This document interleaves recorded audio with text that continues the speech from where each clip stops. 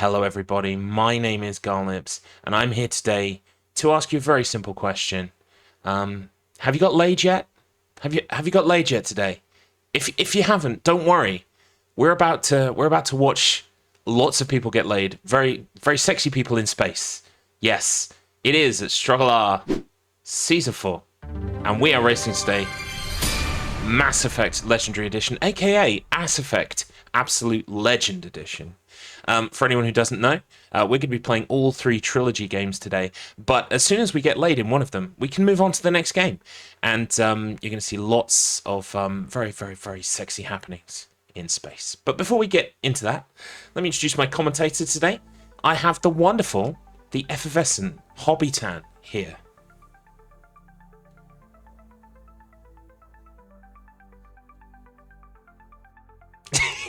Yes, you have the properties of Alka-Seltzer.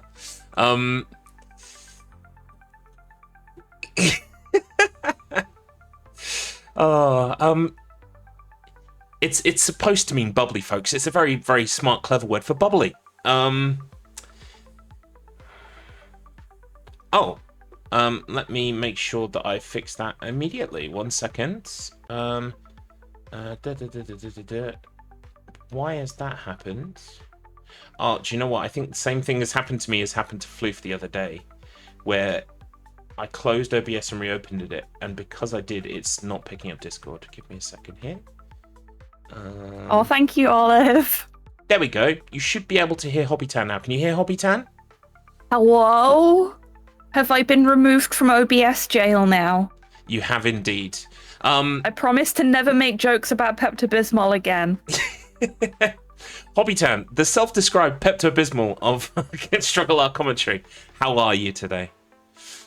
I am very good, thank you. This is going to be an interesting time. I have taken the afternoon off of work to commentate this, and I'm very sorry to say was not able to bump the viewership up because I'm pretty sure I could get in trouble for posting a link to something this lewd at work. It is, yeah. I don't know why I chose a Monday afternoon for this, but hey ho. maybe to lift us all up. Anyway, we will move on to plugging the Wheel of Struggle. For anyone new here who doesn't know what we are and who we are and what we do, we are StruggleR, and we're brought to you by the Wheel of Struggle. The Wheel of Struggle is a gaming group that play different games every week based on a wheel spin, and we compete for points. Every season there are a bunch of games. It gets decided each week by wheel spin, and then we have to play them with a specific rule set, and there are points involved. It's great fun and really, really fun. Lovely community of people who are all, competitive, but in a nice way, not in a unhealthy way. I think. Asterisk. So if that interests you, please head to wheelofstruggle.com for more information, or you can type !Discord in the chat. If you're interested in the StruggleR portion of what we do, which is speedrun racing essentially, you can also find everything that we do there as well, including planning for the next season, which is already well underway. We've got a bunch of things cooking, so that's going to be very exciting. So if you want to get involved, now's the perfect time. Okie dokie. Let's introduce our race for today. It is Ass Effect, the Absolute Legend Edition. Get Laid ×3, full trilogy run. So what racers will be doing today is playing the full trilogy in order on hardcore difficulty. They play until they trigger a sex scene with one of their characters, and then they move on to the next game. We'll go by load remove timers for each racer, as this is a load heavy game. And a cutscene skip mod is permitted as well, but we won't be skipping the actual cutscenes with the sex in, because, well, we don't want to do that. So racers will need to progress the main story and then trigger scenes with their quarry, their chosen sexual partner, before sex will occur. It was great fun to write that. So, who's going to be playing today? Well, let's introduce our racers. Eligible bachelor number 1 hails from kind of a backwater galaxy near Andromeda. I think it's the Milky Way. Comes from a rock called Earth. Welcome in. It's Hextree. Hello. Hello indeed, sir. And well, what an impressive Gello, I must say. 1570, you have now run 6 races with 6 wins and 0 losses. You are the the undisputed champion of StruggleR at this point, because even though Love and Floofin is also undefeated, he has one less victory than you do. So you are currently king of the castle. How does it feel? Yeah, feels good. I've only got 2 more races left this season. I think Wugger is going to really put some effort into the gnome one, though. Well, yes, your previous race and most recent win was the StruggleR Chernobyl race, and that was against Wugger, of course. That was a meeting of the two hitherto undefeated racers, and of course you walked away from that one the victor. So you think, Wugger's got something to prove with the little Rocket Man race? Yeah, I mean, the Half-Life games are kind of more Quake-like, and he is a Quake speedrunner, so I wouldn't be surprised if this is his forte. Interesting. Well, I mean, the one thing I know of you, Hex, is that you will absolutely put the practice in and make sure that you. I don't think it's easy to call at all. I think chat are going to have great fun that day, losing lots of points, no matter which way they go. Yeah. Alrighty. Well, that's our first racer. Introducing racer number 2. I'm trying to remember the order I've put these in. Yes, eligible bachelorette, also from Earth. Welcome in, making their debut in StruggleR Season 4. Olive, welcome. Oh my gosh, it's me. Hi. Hello. Hello. You also have quite an impressive Gello in that it's over 1500, which is the bar. You are 15-16 with your Gello. 3 losses, 2 wins, total of 5 races. Your debut was in Season 2 with Trials 2. That was a great race. All the Trials races have been fantastic to watch, actually. The last one being an almost photo finish, if I remember correctly. Yeah, 8 seconds apart. Incredible. Well, we've got another one of those. Unfortunately, I lost that. But only just by a whisker. And we have another one of those coming up at the end of the season as well. Yourself and Wugger, of course, will both be there, as well as Mr. Matt Internet, who's jumping on his bike for the first time. So that's going to be very exciting. It says here, your first win was Little Nightmares. I remember that race. That was versus DMAC. Indeed, yeah. And that was the Little Nightmares 1, right? Yes, and then I believe you played the 3 prologue as well, or demo. Oh, we did. Yeah, we added that on because the game was coming out. Yeah. And then I gather it released to universal acclaim. Everyone loved it. Yeah, that's definitely the alternate history. And your most recent win here, of course, was Mario Party 4. I remember that day very well. Smashed it. I did win, but I had to leave before I could get a second win, so I don't really call it a full win because I had to leave before it was over. So I'm hoping to get my first full win of this season and redeem myself from last season. Fantastic. Well, I don't think redeem is the word. I think you did perfectly well last season. But yeah, by all means. Wow. So of the races you have remaining, which one do you think is your best chance at making sure you stack a W this season? Ooh, that's hard because 2 of them are team races, and I have not raced with the other teammates. Oh, that's true. I'm really good at Picross. Like I play it. I do at least 1 puzzle every single day. But I don't do a lot of like big puzzles, so I'm a little bit slower on the bigger puzzles, and I think that's going to be my downfall. Trials Fusion, though, I think that's going to be a hell of a race, and I think I stand a chance to pull out a W. Unfortunately, that's going to be the last race of the season, as far as I'm aware. But hey, what a better time to get a W, I guess. Exactly. I'm planning to do the same thing myself with Tater 84 at the end of the season. Clock of victory right at the end, hopefully. Fingers crossed. So yes, fantastic. All right, well, thank you very much. We will move on to player 3, our final eligible bachelor this time. Also from planet Earth, it is Umaro. Hello. Welcome in, friend. Of course, we've been through your stats already this season. You have... Wait, yes, you have run this season, coming second only to Quantum Player 1 in the Sonic Classic Trilogy. Very close, though, if I remember correctly. Not as close as I'd like. That dastardly Quantum Player 1. And of course, you were down for the Ring Shuffler, which has now been renegotiated to the end of this month. I'm looking forward to that because we're not practicing. So, yet another race. Yeah, that's going to be interesting. Absolutely. We're glad to hear as well. The reason why the last Ring Shuffler had to be kind of like tweaked a bit was because there were wildfires, etc., where you were living. So I'm glad everything is back to normal. Mm-hmm. Excellent. All right. How are you feeling about this race? I mean, of course, you previously went up against Hex in Mass Effect 1, I believe. Was that Season 2 or Season 3? I can't remember now. Yeah, it was last season, Okay. and I lost. Well, I had a bit of a disadvantage because I didn't know you could use the mouse wheel to skip dialogue faster than with a controller. well, the beauty is you know that now. Yep. Fantastic. And I mean, even though it has to be said, you have a very impressive Gello for someone who, like, ultimately has lost. Yeah, my win ratio is almost, well, it's actually worse than yours, I think. Yeah, but you have a higher Gello. Partially, that's because I believe when and Gekish can correct me if I'm wrong. Things like second place, etc., are taken into account, and I think you've probably come second in quite a lot of instances where there were multiple players, and I've come much further down the list.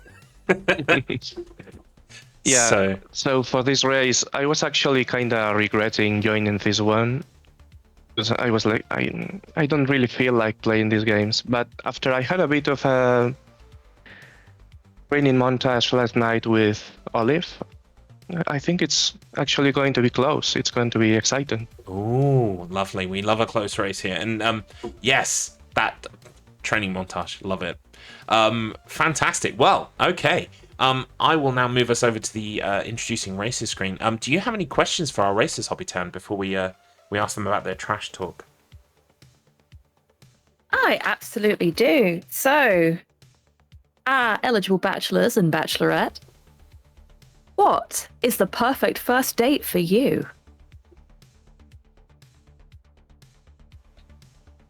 We're starting with me. Go for it. I would say fighting some Geth. Excellent, excellent. Steamy. Olive? Gets you in the mood. Absolutely. Olive? I mean, mine would be a whole day affair. Like, if you're gonna make a date out of it, go big, right? Go out to breakfast, go for a hike, get some lunch, go to a movie, get some dinner, come home, cuddle, and watch another movie. Like, why not? Exceptional. And our last eligible bachelor? Well, just playing chess until we get sweaty and then jump in the shower. Yes, of course. Oh boy. Chess very exertive. Thank you very much. Wow. And best of luck to all of our bachelors and bachelorettes. Absolutely. Do you have any trash talk for each other before we move on to the race itself? Anything you need to get off your chest? There's a bra joke there, I know there is. Well, I have a quote from, not from the game, but from like an old Gamer Poop YouTube parody of the game. The quote is, well, bang, okay? Nice. Excellent. I guess I would just say, may your RNG be filled with grenades. It's what the G stands for. Random number grenades. Yep.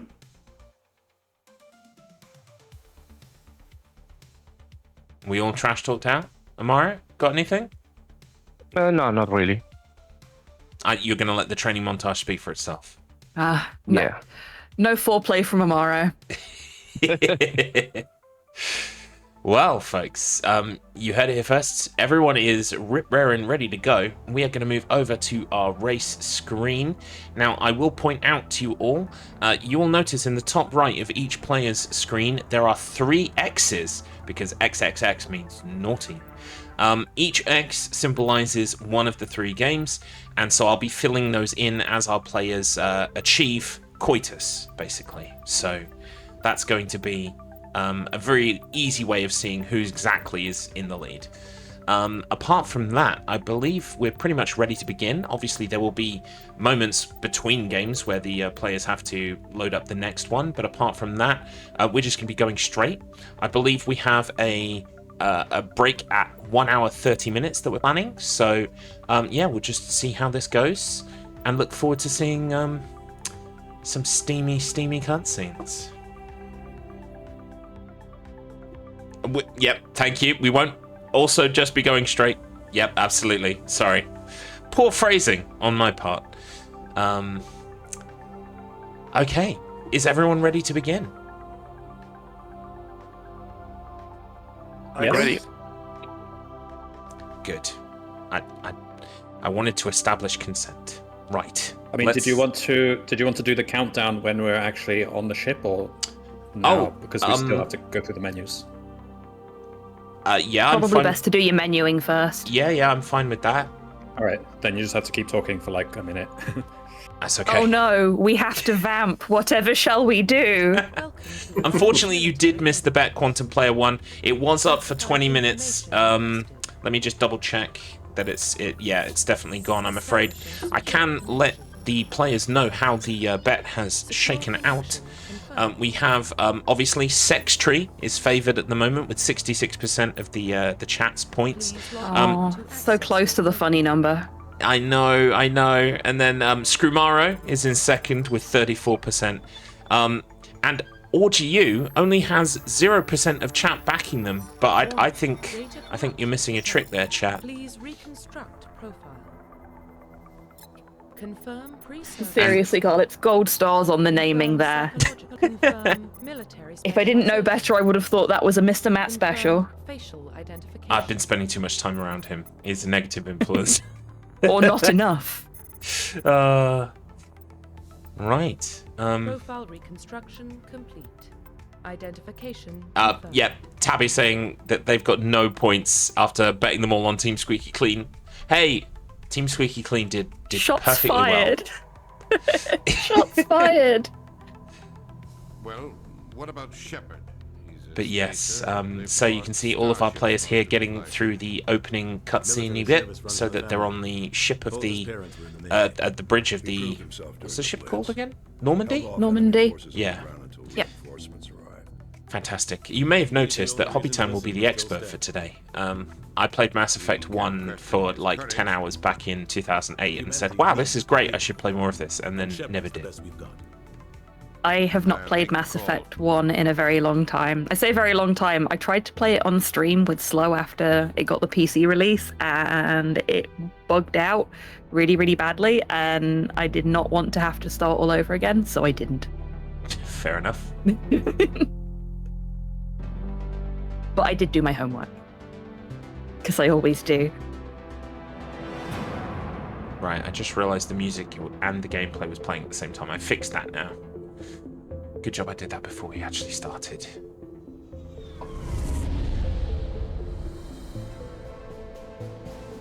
The Arcturus Prime relay is in range. Initiating transmission sequence. Commander? I just want to say as well, while we prepare and get ready here, this is an absolutely fantastic idea for a race that Hex had. If you can think of, if you're watching this right now stream, if you can think of a way to play a game that is kind of a little offbeat, a little bit weird, a little bit funny, we would love to hear your ideas. So please do have a think about what we could be racing and how we could be racing it, because this is really fun.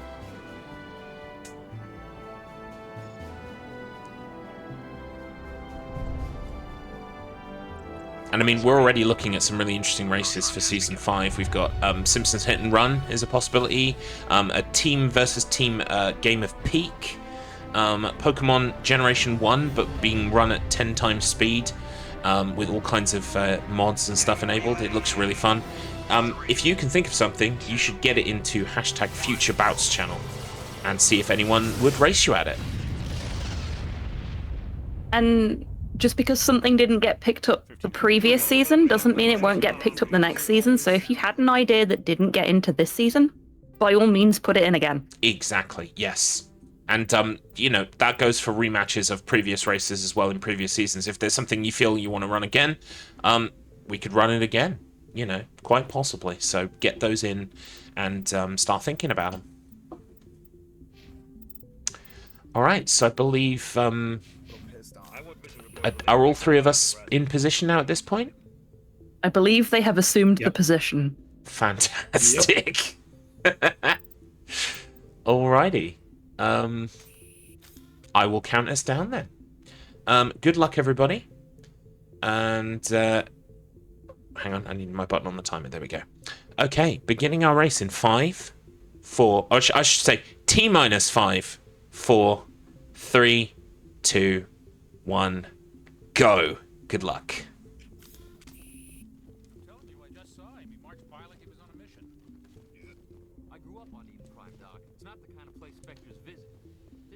Okay, our races are mutant and deafened. And you're going to see a lot of this, these cutscenes being skipped through, like dialogue being... Yeah. And as somebody that's tried to learn how to do that for a different speedrun, it's actually really hard to do well. It takes a lot of practice. Yeah. Because if you like twitch your cursor, your selection tool, whatever it is, depending on if you're playing with a controller or a mouse, you might end up on the wrong option. Mm-hmm. You could end up in a longer dialogue tree, which is what always happens to me when I do my Grim Fandango runs. It takes a lot of practice and a lot of precision. It's the same for me in Ocarina of Time. Quite often I'm spamming the Happy Mask Salesman. You can't even make him go fast. You can make some people's text go faster in ship. You can't make his goes faster. But I still hammer A and B and then end up leaving the shop and having to hear the whole thing again. But yeah, welcome in, everybody. Monday afternoon is not really the super ideal time to do one of these kind of races because people are busy. But the amount of people we've got in chat, I mean, you are all slacking off work today, and I just want to say thank you.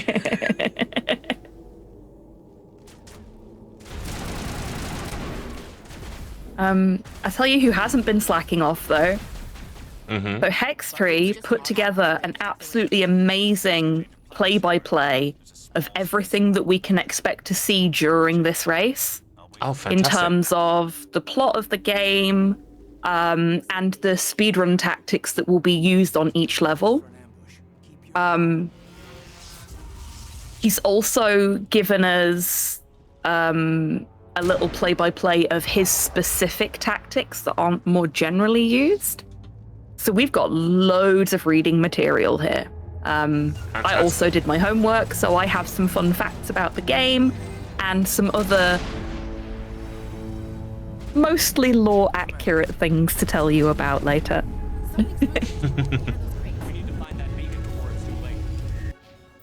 So, well, let me fill in the bits that I can, and then we can lean quite heavily on both your and Hex's documents. Mass Effect is set in space. There's a race called the Geth that are trying to take over the galaxy, I think. They're kind of like evil, slightly robotic people. And I believe they're trying to use technology that was previously created by people called, I want to say the Forerunners or the Pro Runners or something? Progenitors. Progenitors, that's this it. One. Yeah. I fought those in Resident Evil 4. Yeah. It can get a bit confusing sometimes. And, you know, what follows is a delightful action RPG focused on doing missions, but also talking to people and sometimes entering into romantic liaisons with people. Progenitals, says Kramit. Yes, progenitals. We are progenitals in this race. Very much so. Love and Floofin says pro runners. Yep. Well, we do have 3 pro runners right in front of us. Which is what we have in this race. Ayo, see, you are a good commentator, Floof.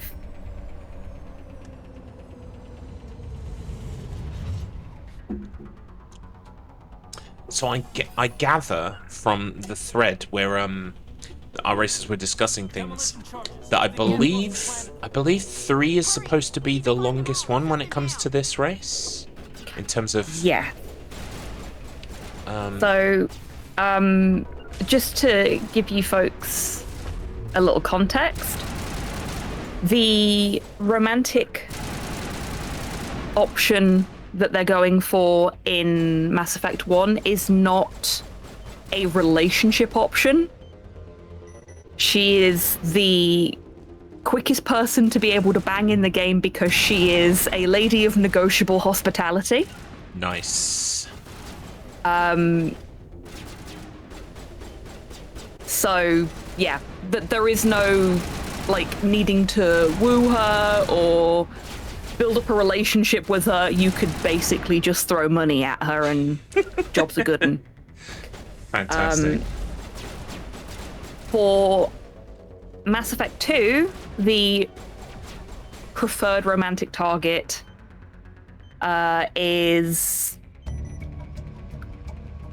a lot more just willing to go with the flow. You can form a long-lasting relationship with her, but she doesn't need one to be intimate.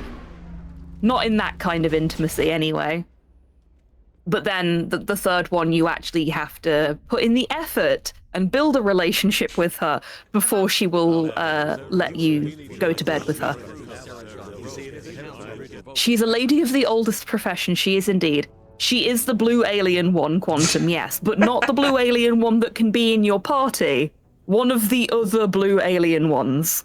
I was going to say, you might have to be slightly more specific when I play one.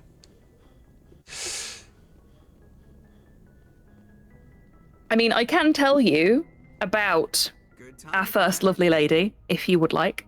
Oh, yes. Okay, so this Asari consort is well known among the rich and powerful for her exceptional talents in consultancy, which is good because visiting her on the clock can cost as much as a year's worth of pay. Shaira really dislikes liars, slander, and prudes, but she loves giving sound advice, boinking rich people, and long walks on the beach. Oh, wow. You have gone above and beyond with this, Hobbiton. Love it. I don't know what you mean.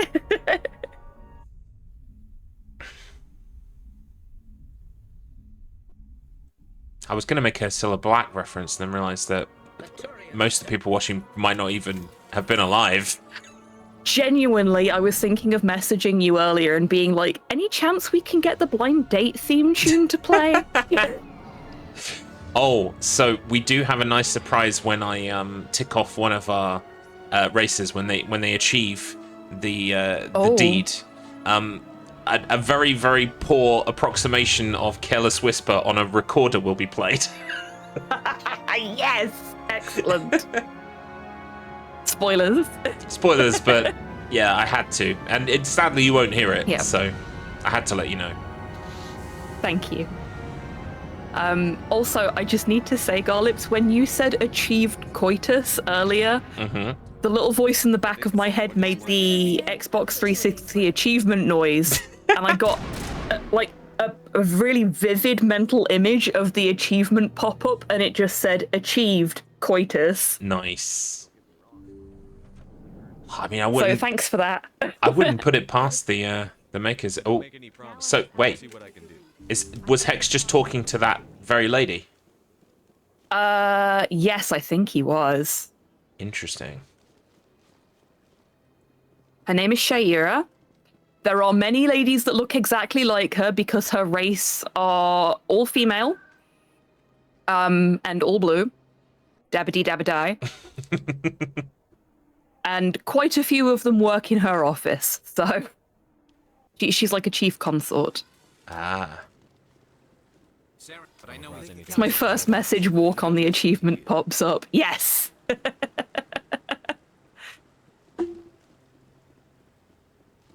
So I take it we're just advancing things literally as far as we need to until the option becomes available. Yes. And that is the approach that's being taken for all three of our lovely ladies today. So, pro tip, don't try this at home. Like, if there is a lovely lady in your life that you want to woo, or a lovely gentleman, or a lovely NB, don't just try and get to the bed as quickly as possible. Yeah, you at least want to play chess first. Yeah, exactly. I see what you did there, whether you did it intentionally or not.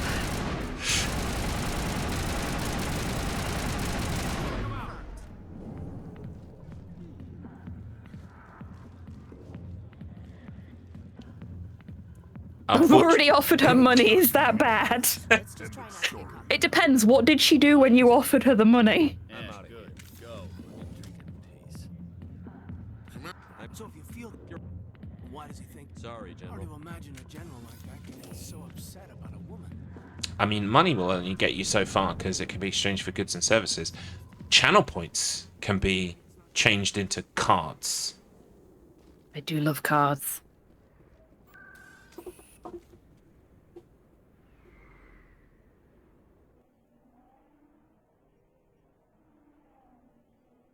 So, Olive playing as Femshep today. That's how I played. So canonically I played to as me, Mask Shep. canonically to me, Mass Effect always looks like Olive's screen, basically. Yeah, that's fair. I think Slow played as Femshep when he played as well. Hex is now back. I also have one more. What are you? That is Shaira, by the way. The one that Hex is talking to right now. Thanks, I guess. So, Oh, are we here? Is this happening? maybe. I think it might be. I have never interacted with Shaira more than I had to. Yep. Hex is getting some play. There it And is. it only took 10 minutes.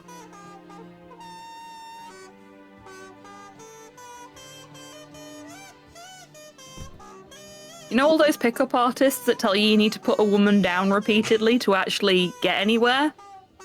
We need to show them Hextree playing Mass Effect. Chat, you'll You have just gotta be nice to her, but fast. Chat, you'll have to let me know if that music is too loud.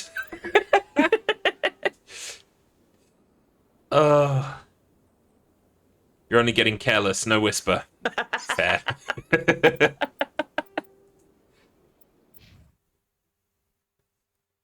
Okay, well, Hex is on to Mass Effect 2. Does this look like Umaro might be at the cusp now? Yep. Umaro is also into the start of the cutscene. You know what's going to happen, chat. Here it comes again.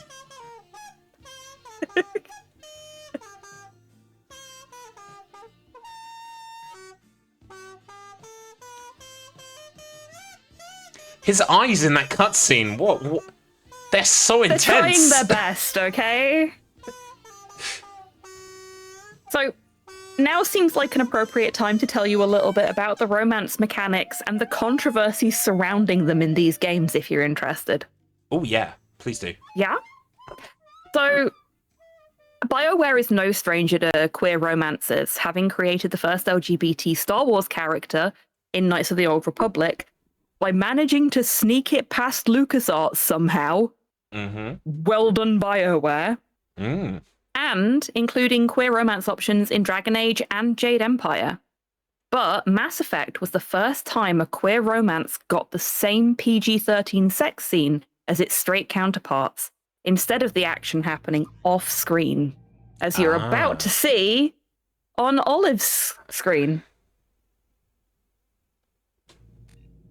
So traditionally, when a queer romance was included in a computer RPG,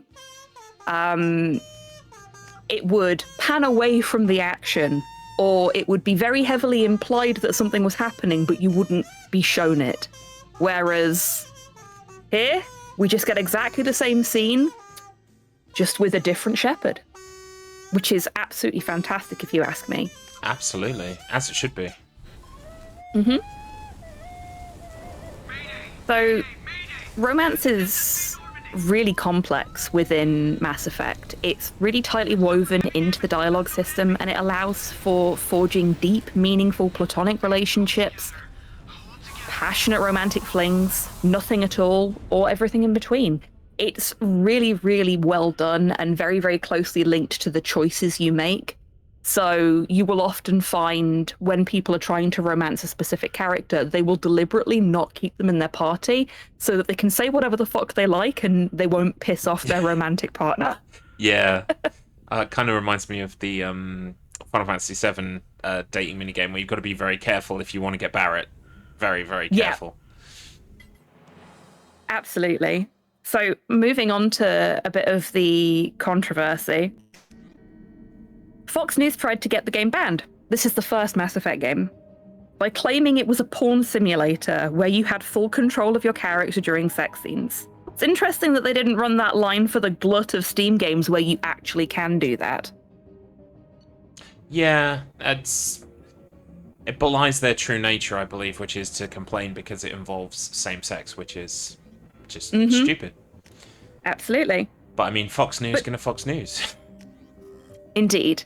And unfortunately, Fox Newsing on things does cause problems sometimes, as these games prove. So digging into the game files suggests that some characters were designed originally to be queer romances. A good example of this is Mass Effect 1's Kaidan relationship, where lines were found to have been recorded for both Mask Shep and Kaidan that implied they had a romantic relationship. When BioWare were asked about this, they actually explained that what had happened was when they were sending out lines to be recorded by the voice actors, every single line of dialogue had to be manually flagged as to whether it was a Mask Shep conversation line or a Fem Shep conversation line. And they had mistakenly flagged some things as being for both Mask and Fem Shep when they were only for Fem Shep. Oh. But that means that there's an entire set of dialogue for Kaidan and Mask Shep that was never intended to be used, but they left it in the game files anyway. But the one that's actually off the back of the Fox News situation is in Mass Effect 2, which we're all on to now. And this is Jack. So Jack was originally going to be bisexual, and it was going to be out there and open. First time a character was really truly bisexual on in a video game like this. Yeah, like canonically, as opposed to what the player chooses to play. Yes. But because of the Fox News debacle from ME1, one of the lead scriptwriters went, we really don't want to court that kind of controversy, so they cut the bisexual stuff from the plotline. And digging into the files for ME2, you can find bisexual romance options for Thane, Miranda, Jacob, and Tali as well. But we don't know whether these were actually another flagging issue or whether they were truly intended to be options for both versions of Shepard, and that were also cut because of the Fox News situation. Yeah. And the last little bit on that entire story is Kaidan from Mass Effect 1 is a straight option for romance in Mass Effect 1, but gay fans flocked to him in ME1. They absolutely adored him, apparently. So when ME3 came out, they actually made Kaidan a bi option so that gay fans could play as Mask Shep and still continue their relationship from the first game. That's and so cool. People that... It really is, isn't it? And people that actually played that storyline out said that it felt more like two men realizing they should have gotten together years ago, rather than it just being a random sexuality swap to appease people. So they finally got a trilogy-spanning romance like the straight fans had had since day one when ME3 came out, and I think that's really beautiful. It is. Wow. Like, you know, because it would be very easy to just kind of point to something like that and go, oh, it's just added for the sake of it. But no, it canonically makes sense with the themes and the plot and the characters. That's really nice. Yeah, absolutely. And seeing as we're into Mass Effect 2 now, I suppose I should probably tell you all about our second lovely lady, should I not? Oh, yes, please do. So, if our bachelors and bachelorette enjoy getting dunked on by strong women, then our next candidate will be a definite treat. Subject Zero, don't call her that to her face, is possibly the most powerful human biotic alive, and extremely volatile. She's had a tough life and gotten up to more than a few misadventures, including joining a cult and crashing a space station into a Hanar moon. Jack really dislikes Cerberus scientists, being vulnerable with others, and non-violent conflict resolution. But she loves committing crimes, swearing, violence, and long walks on the beach. I mean, same. Yeah, when I was writing Jack's profile, I was like, crime? Yes. Swearing? Fuck yes. Violence? Count me in. Yeah, could take or leave the beach. Floof asks, is there a reason Olive is spending all the time on the sliders? Probably just... Because she wants to? Yeah, I mean, ultimately... I can't see Olive's load removal time on screen, but presumably Olive has the load removal tool working. I think she said that she might have it working. So we'll always go by that time, just for the final ruling. But I also think at one point when Olive couldn't get the LRT working, I believe she kind of said, well, I'll just eat the time. So maybe she'll just eat the time because she wanted to make things exactly how they are right now on our screen. And to be fair, I mean, look at Shepard. Yeah. I think Olive was a little disappointed that because Jack was supposed to be bisexual and was then made into a straight romance option only, that's meant she's had to play as Mask Shep when she wanted to persist as Femme Shep throughout. So this is what Fox Snooze has done to us. Also, Hextree taking a critical mission failure there. Oof. Oh, and a second one. Oh dear. To be fair, they are on the hardcore difficulty, and so quite a few of these scenarios are probably going to be very tricky to get through. On the plus side, in Mass Effect 2, right at the start, before you take control of Shepard, oof, critical mission failure again. Deary me. He dies and then gets brought back, so it's fine, he'll walk it off.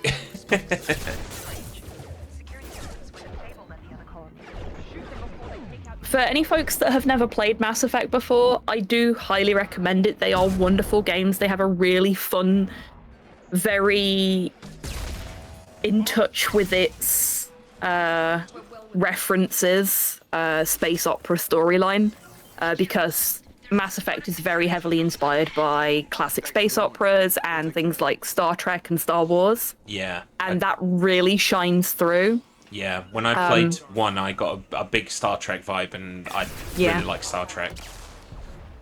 There are also multiple Easter eggs for the things that inspired the game, as well as BioWare's other games in all of the Mass Effect games.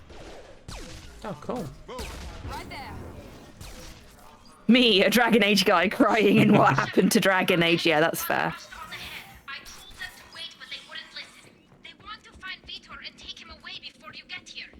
We should have expected this. Come on.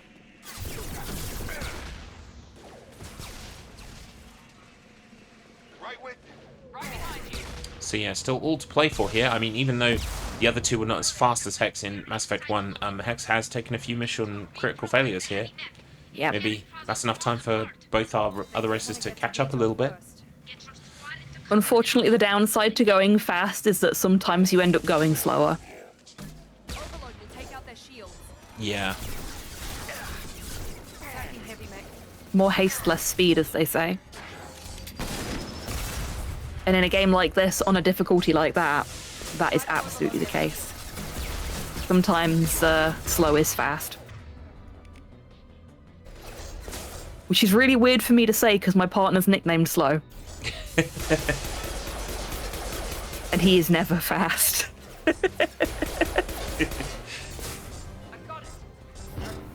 It's true though, and again, my only frame of reference at this point is Ocarina of Time because that's the only video game I ever play. But yeah, look, sometimes taking the time to think about what you're doing and doing it once is so much faster than attempting the fast way and failing 3, 4, 5 times. I recorded them with my Omni tool. It's okay, Mr. Matt. He never watches these races without me anyway. We know the collectors. Now that we got that sorted out, let's move on to these dossiers. When you're ready to go, just pick a destination from the galaxy map Welcome and the aboard, CIC and I'll plot a course.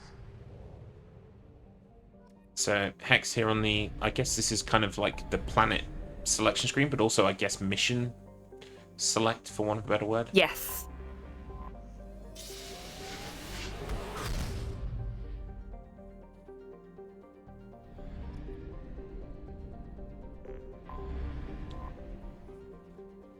I'm just having a quick nosy through Hex's notes for ME2.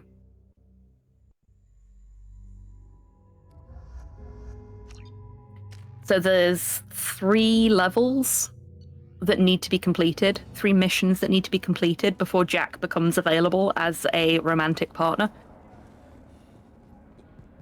Nothing goes wrong here. Okay. We've got Freedom's Progress. Oh, sorry, Lazarus Station, Freedom's Progress, and then the Convict. And at that point, Jack becomes available as a romantic partner. So we want to be keeping our eye out for when our racers go for the Convict. Oh. Now processing's through the door on the far side of the room. Olive was just talking to my bae from ME2. Drop your weapons and proceed into this open cell.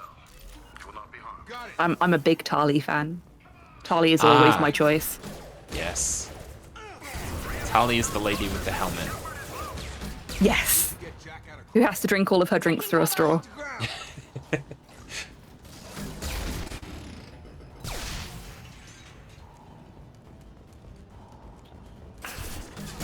Now, I'll be honest, I didn't know a lot about Jack when I was writing her profile, and I pored over her wiki, because there is so much info there.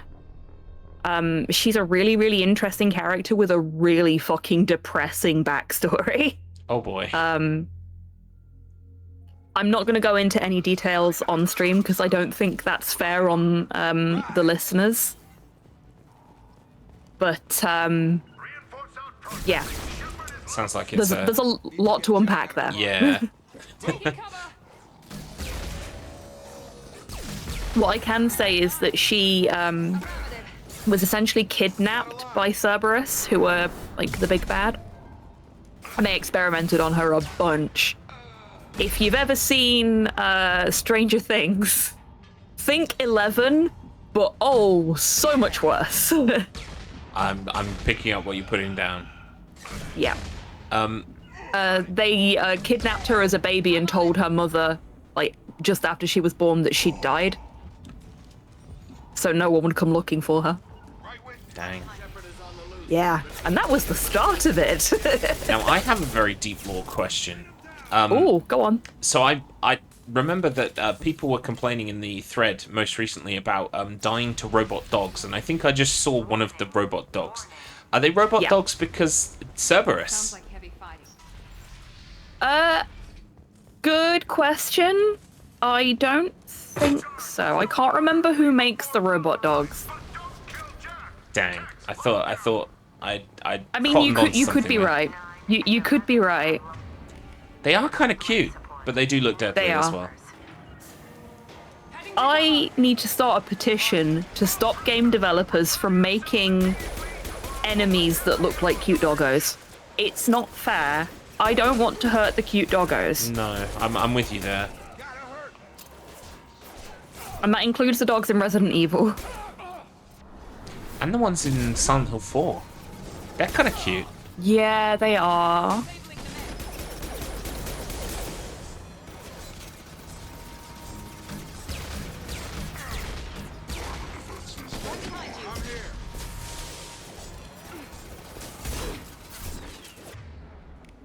Now that is an impressive looking little, like, mini mech. I think that was a Ymir. Yeah, when they make the injured dog noise, that destroys me. Yeah. I can't do that. No. Yep, Silent Hill 4 is especially bad for that. You must find another exit route.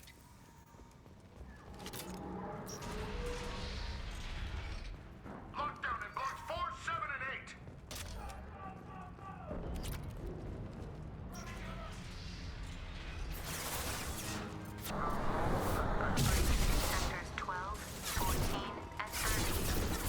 So, as I vaguely remember it, I believe in Mass Effect you kind of have these skill trees that you can pursue, and there were kind of 3 dominant types, or maybe 2 dominant types of kind of play style, using the bionics and things like that. Yeah.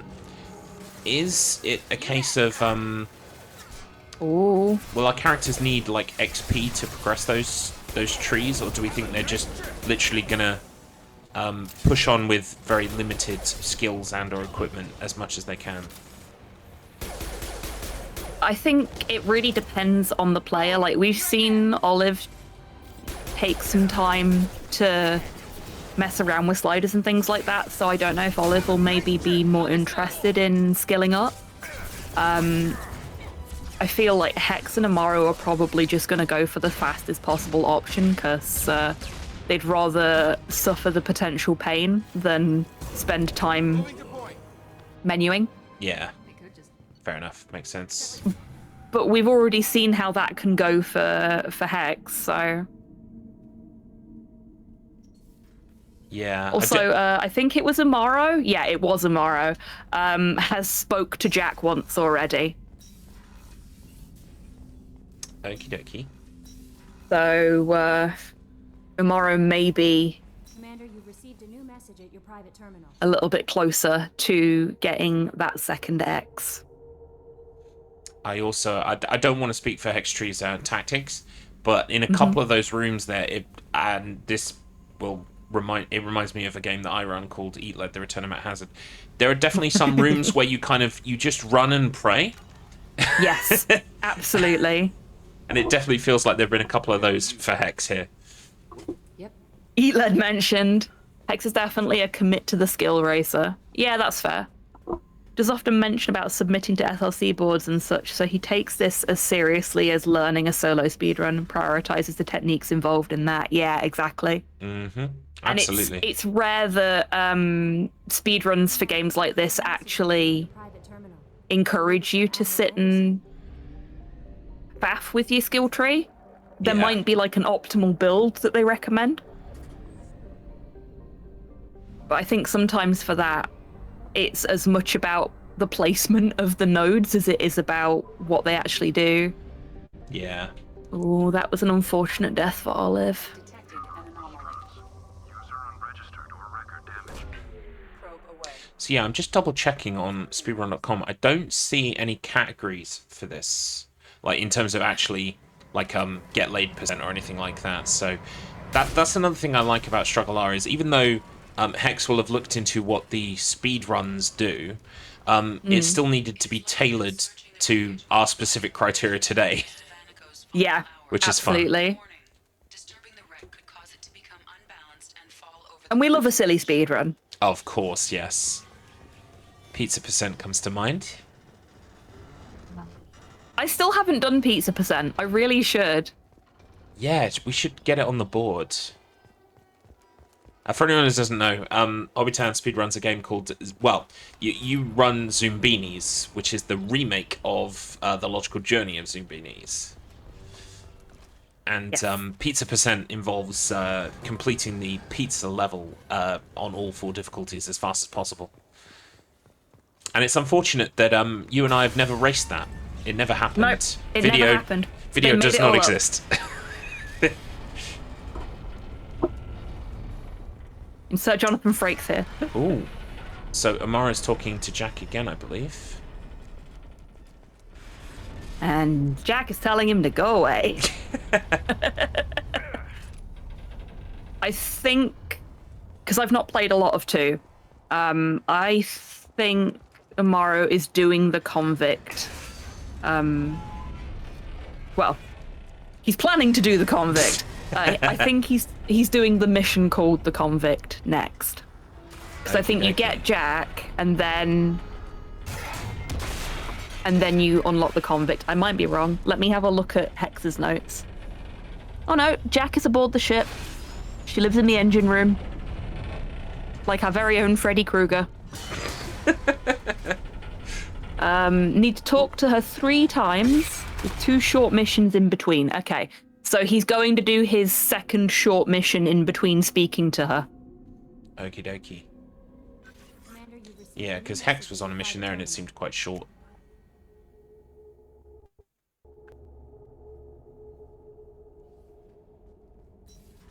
They don't need to kill any final bosses, just tap some fangs, so probably skip a lot of the leveling, yeah.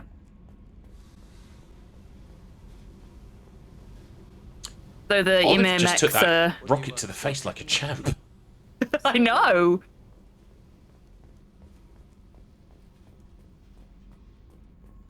You ever have one of those moments where you really want to make a joke and then you realize it's probably not even good for the company you're currently in? All the time. And considering the nature of this race, you'd think I'd be a little bit more relaxed about it, but I don't know. Robot Bukake is just a bit unnerving. Private terminal. I believe it's from Don't worry, you've provided chat with a wonderful mental image. No, it wasn't me that said Olive took it to the face like a champ. No, that was me, and in hindsight... Sorry, Olive.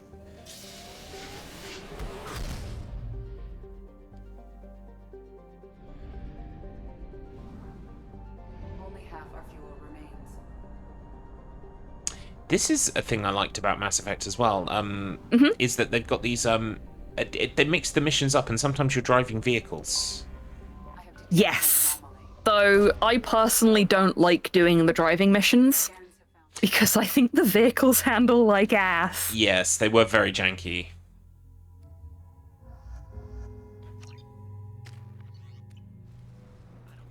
I believe in our last race, actually, the Mass Effect 1 race, I think there was even a skip including the car that basically you could get the car further than you were supposed to. And in doing so, you could skip All right. bits of the level. Oh, cool. Yeah, because, everything to do with the car was completely broken. Oh dear. Olive needs to lie down. This is your onboard VI. Oh, I think, yeah. If I'm not mistaken, Hex and Umaro are on the same mission at the moment. Yep. Let's take a closer look. I suspect that it's like an optimal mission choice. These are probably the shortest missions that are available to Yeah. pad out the time between talking to Jack.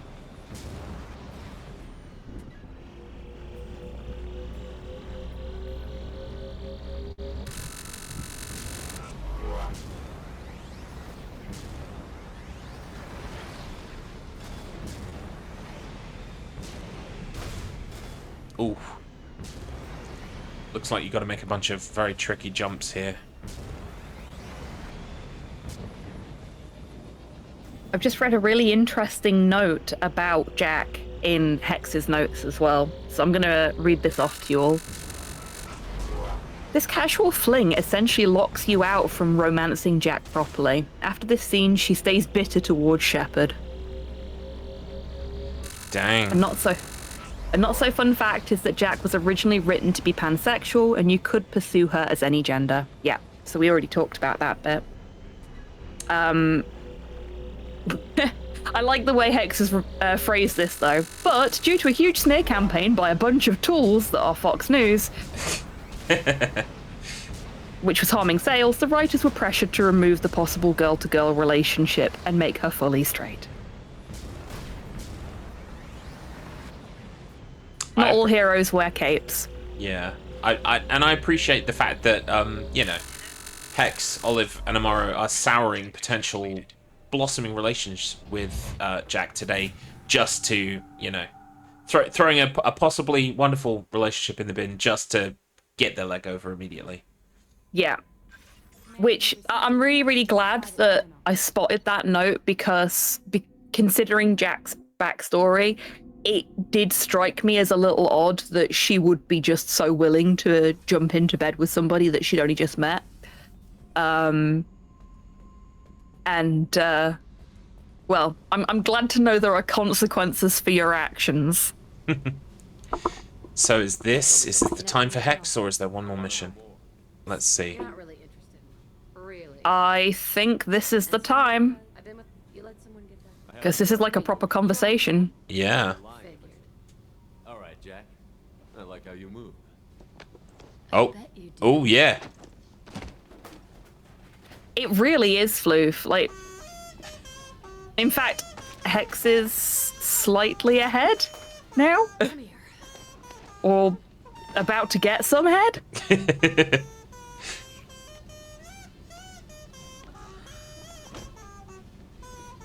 I think chat had just enough time to forget that I was going to play that piece of music.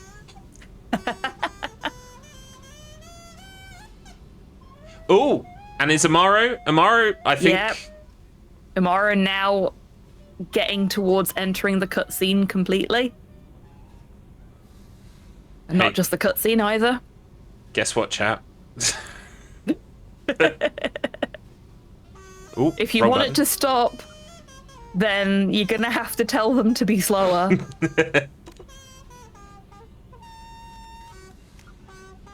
I really love Jack's tattoos. They're very cool. See, I appreciate some of them are a result of her storied life, but she wears them well.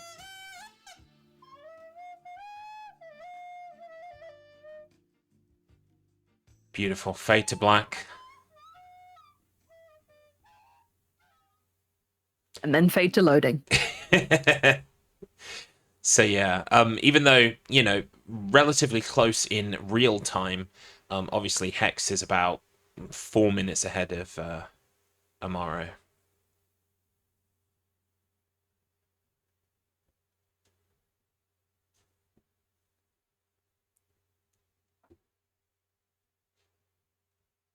Love your comms, but I'm compelled to do a short amount of watching the stream in silence. Oh dear.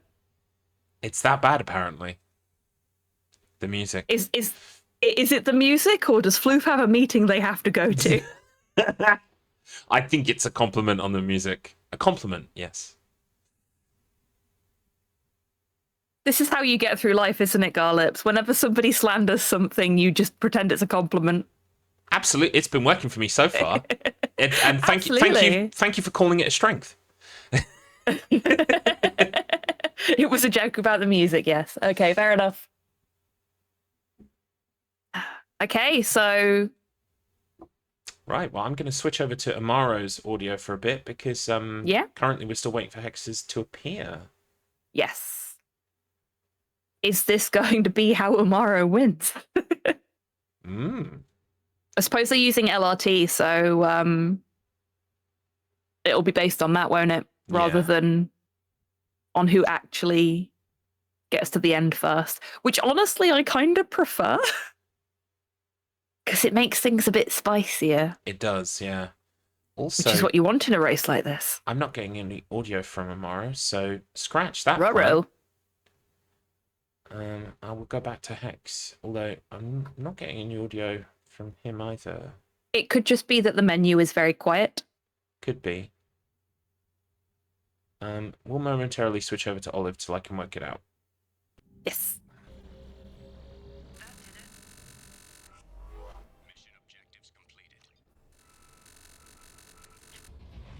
So I know we've got a bigger stretch of time before our third and final lovely lady is going to be particularly relevant, but I may as well read you her profile now. Okie dokie. Specialist Samantha Trainer runs the comms on the Alliance Normandy SR2, is an Oxford Uni alumni, and may well be Commander Shepard's biggest fan on the Citadel. She keeps herself busy by acting as an advisor to multiple folks both on and off the Normandy. Samantha dislikes tech malfunctions, cramped living spaces, and rigid enforced gender roles. Samantha loves holochess, her toothbrush, arcade games, and long walks on the beach. I'm gonna take all three of these people to the beach planet. Oh shoot! What was the beach planet in Star Trek called, where everybody went to have sex? Oh, you mean the one where they always went? Yeah. It was like something paradise. The sex planet. It was something paradise. Like, I know this shit. I should be able to recall this, but the second I want it, it's gone. Yeah, I can't. My Google is failing. I'm gonna write Paradise Planet.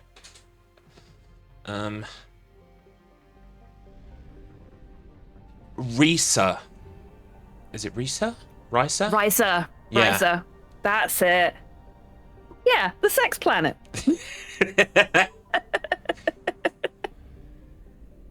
It's more like a party planet, I suppose. Yeah. Umaro has not taken the lead, Mr. Internet, not yet. You've got to remember that it's based on LRT. I do believe I have audio coming through from Hex now, so I'm going to switch over again. Mm-hmm.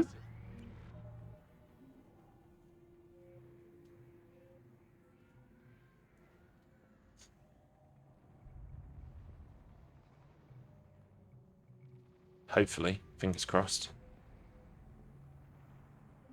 Yeah, there's definitely audio. It's just very subtle at the moment. Yeah.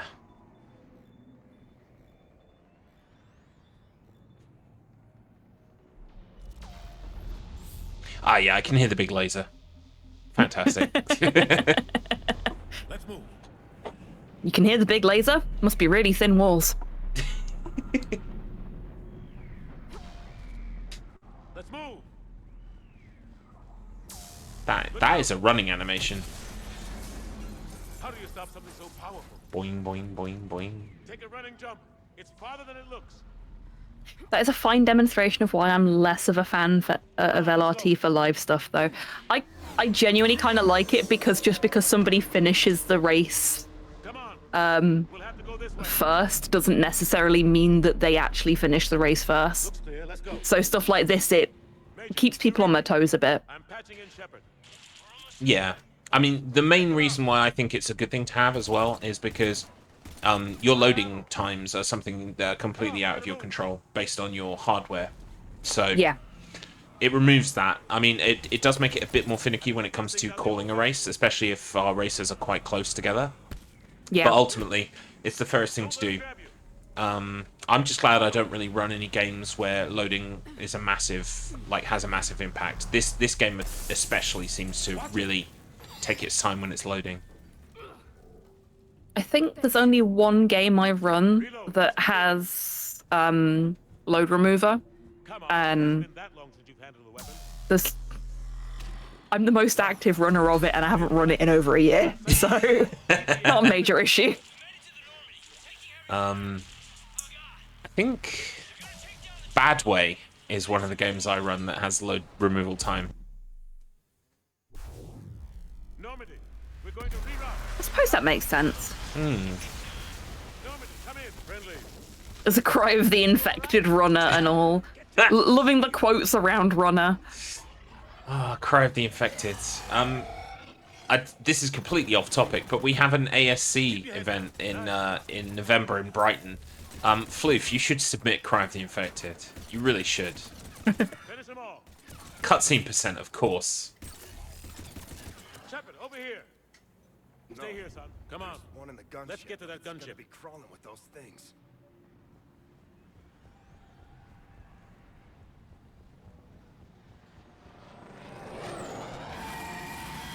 What the hell are those things?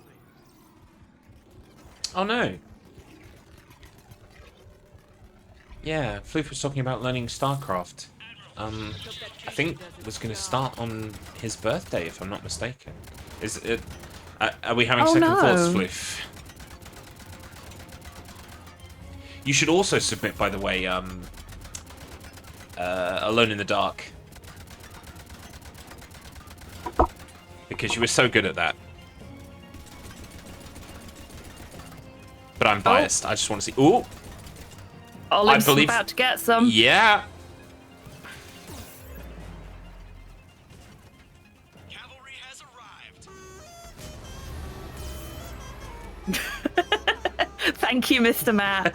Mr. Matt is having fun with quotes today.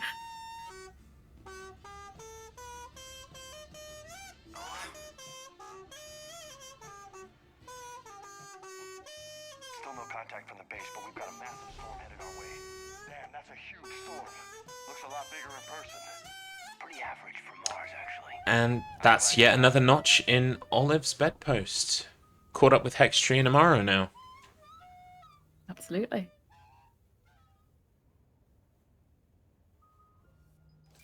And chat ain't ever gonna dance again. When you watch the race back, it's especially cursed, the thing I've been playing. I get why chat are sick of it already. I will be going into the VOD, finding a point when one of the folks has gotten some and just unmuting the audio for that brief moment. Everyone needs to hear it once, but chat need to hear it 9 times.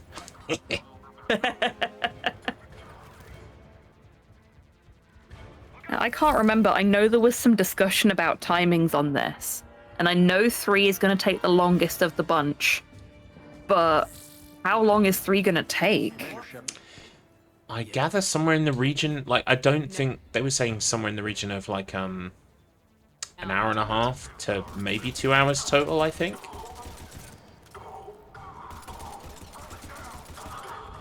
Because I'm looking at our time so far and thinking, are we going to get to the 1.5 hour mark for the break? It's a good question. Good. Let's find a way up. Because our racers, if you'll excuse the pun, be fucking fast. Mm-hmm. Next, there was chaos. Hey! It works on 2 levels. Love it. That took you a minute, didn't it? It did! Anything's possible. Shepard, take cover.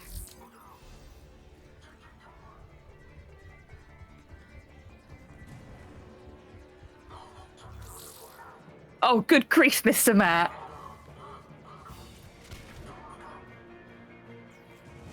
We can find a way around from there. I can provide, Love and Fleef, and I can provide. If you can't find.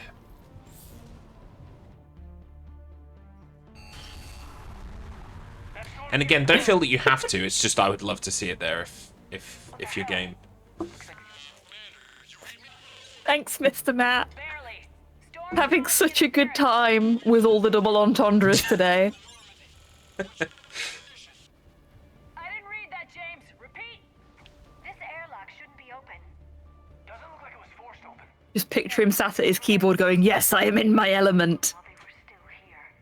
Looks like they died trying to claw their way out. This is brutal, even by servers. Such a good time. Like, have you ever seen Monty Python and the Holy Grail? You know the nun? Oh, I am having such a lovely time. That's me. I'm having such a good time.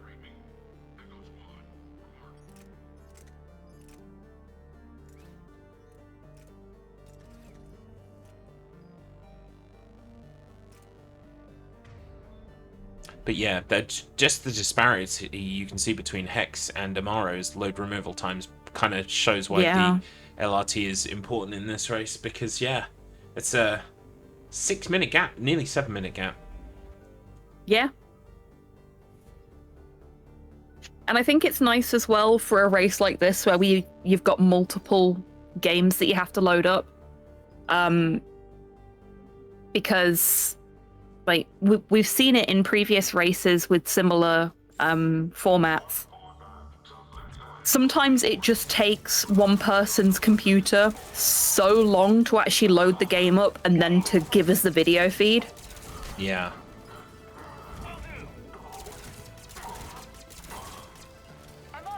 Yeah, Hex did a little bit of leveling up there, as Floof has pointed out. Just a cheeky bit of leveling as a treat. And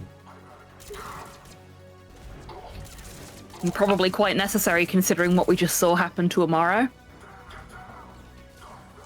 I have never actually fully gone up against Hex in a race. I have raced him at Paint.js, but that was kind of like a last minute I stepped in kind of thing.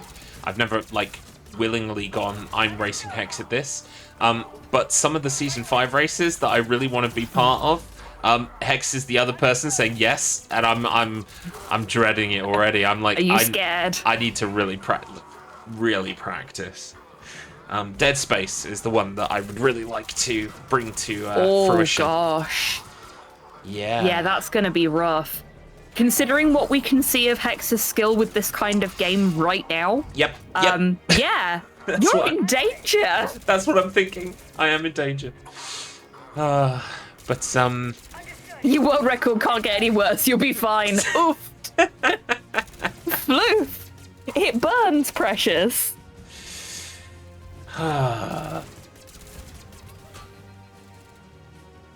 This is the part where I remind Floof that he did express interest in learning Silent Hill 4 and racing me at it. Oh, so did I, though. And that's just never happened. Love you too, Floof. I do really need to like find some time when we're both available so you can teach me Silent Hill 4. Oh yeah, that'd be fun. Like I'm trying to get back into speedrunning, like a little bit at a time at the moment. Same. And the worst part is I've got stuff to learn. I've got stuff I want to submit to marathons, but I haven't actually learned it yet, so it's finding the time. See, my thing is finding the time to finish playing Link to the Past casually so that I understand what's going on when I'm playing it in Japanese. So that DMAC and I can start learning to do the Archie together. But why would you start with the beta version of Ocarina of Time? Just move right to the final version. Look. I'm going to say something controversial but brave here, okay? Okay. I'm not really a fan of The Legend of Zelda. The power of friendship compels me to play The Link to the Past. You know what? I totally understand that, and I respect it.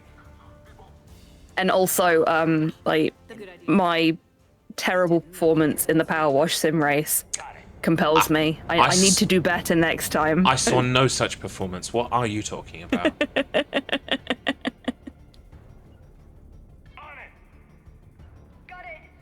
You can quote me on that. It's true. I'm not. Like, the one Legend of Zelda game that I've really had a good time with was Hyrule Warriors.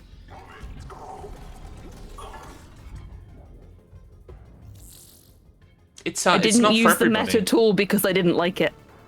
Floof. That's how my performance was terrible. Damn, they really didn't want us getting in here. Yes, it confirms my assertions about the value of the data stored here. I think everyone has their oh boy, I really should have practiced for this race and learn all the speedrun tech. You did very well in making that your first race. I've had races since my first race where I wish I had looked into what was the best way to do things. See, I'd been told what the best way to do things was.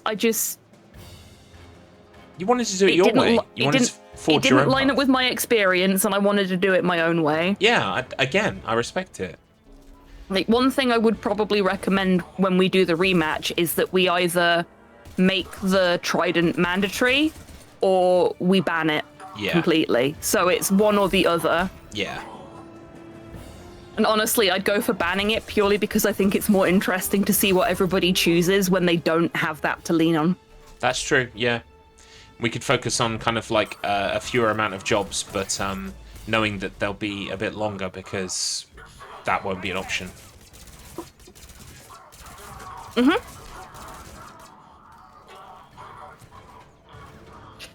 Didn't put Vati into Hyrule Warriors and I'm still mad about it. So mad I can't even type mad. You know what, Floof? You need to go and talk to DMAC because he's beginning to think he's the only sane person on the planet, and it turns out there's two of you.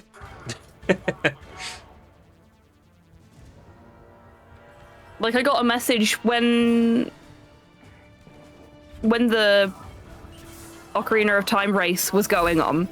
I got a message from him on Discord saying, "Why does nobody like Vati?" He was so sad. Stay close. We can't lose her. Oh, he showed you his Minish cap, did he?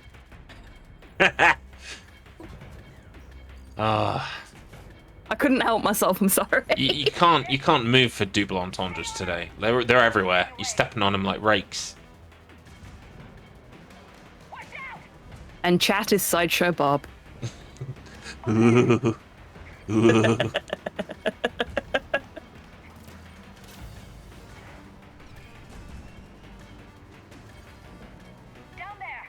yeah, if some of these races like Simpsons Hit and Run or Dead Space, etc., maybe even Silent Hill 4 ? Interest you, the best place to go is the Discord. Get involved with people, find out if there are people who will race you at the thing you want to race, and providing we can contain it in some form visually and put it on for people, we'll do it. Yeah.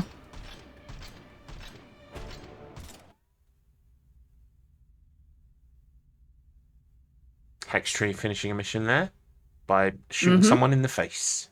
Nice. That was Edie. Preliminary evidence. Ah. I'm sure the council will see the need to help.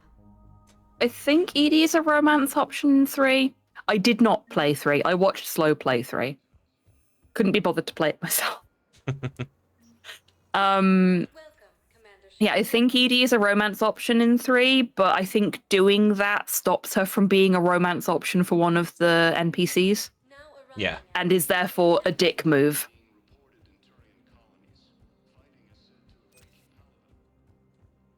Stop saying question mark and make the race unless you're scared.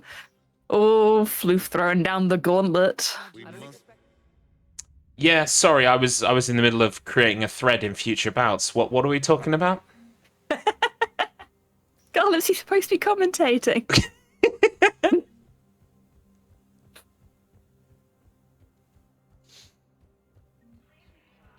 Mass Effect 3 being 2-disc meant you could actually play multiplayer with a mate. It's a fucker that the multiplayer is gone. Could you actually? That's kind of cool. Really? I don't know if this is a Mr. Mattism or not. I can't tell. I usually find when it comes to obscure gaming info, it's usually correct. And he's constructed this whole persona of other weird things he says to kind of mask the fact that most of his gaming trivia is correct. Literally every interaction with Mr. Matt for me is like being on an episode of Low Res. Is he fucking with me right now? I can't tell if he's fucking with me right now. Am I going to get points for this? Asking the important questions. Always. Because points mean prizes. Or in this case, bragging rights. Is this some kind of... is Hex in some kind of dream sequence at the moment? I believe Hex is in some sort of trauma nightmare, yes. Yeah. The way this looks for a second is reminding me of an old survival horror video game I tried to play once upon a moon called Amy. Oh, yes. I've heard of Amy. Never played it, though. I think I still have it loaded on my PS3. Because it is locked to the PS3. I think that's the only place it came out ever. And digitally to boot, no disc. It can't be built without. But I know.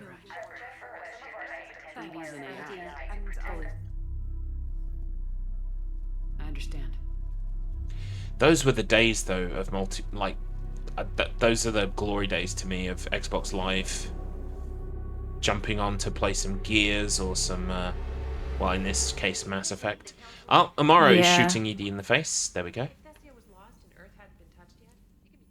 Commander, the Alliance has found a new Cerberus lab on Sanctum.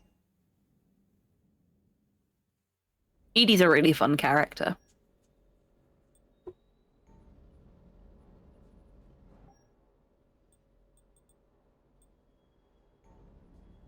The Xbox 360 wireless headsets that were just little earpieces. Yeah. Yeah. I think I got one of those with like bundled with my Xbox when I bought it, and Porthos ate it. Oh. They did look like it would just Tasty? take, yeah, tasty. They did look tasty. I had a squads. We did Left 4 Dead, the first Left 4 Dead on the hardest difficulty, and those were the days because they still hadn't patched all of the tricks out. So there was things like Jesus Rock, where there's one like standout horde thing at the end of a scenario where you just all climb on this one rock and nothing can touch you. Stuff like that. Hiding in a cupboard and everyone meleeing the open doors until the helicopter arrived. Stuff like that. Good old days. Now tell you what. 2 teams Left 4 Dead. That could be a good race. Oh yeah.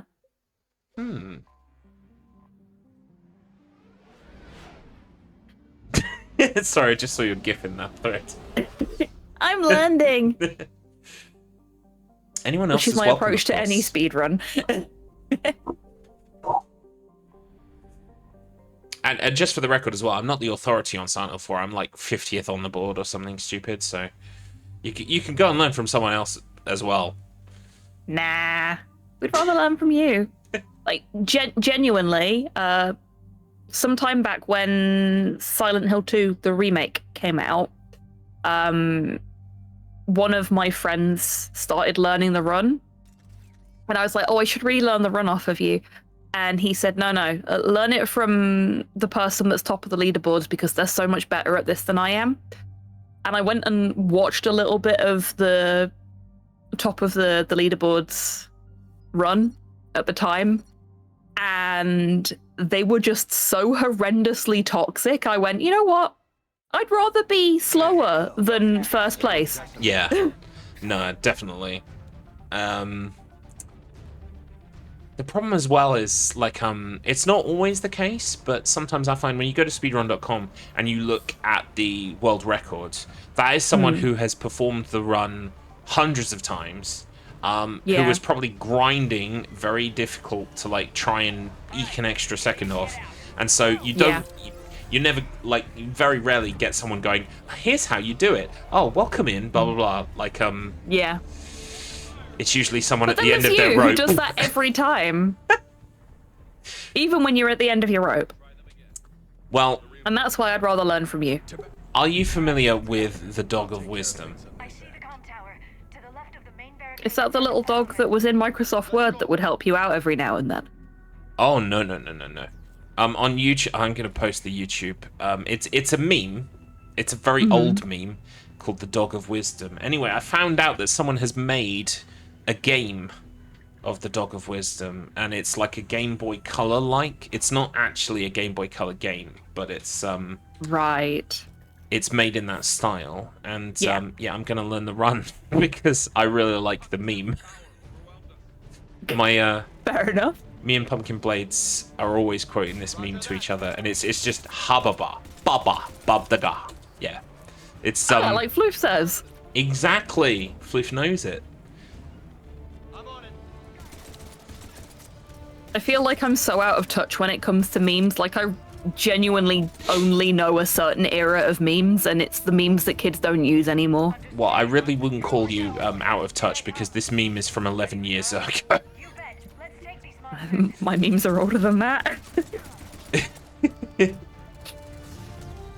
I'm getting into do not speak the deep magic to me, which I was there when it was written territory at this point.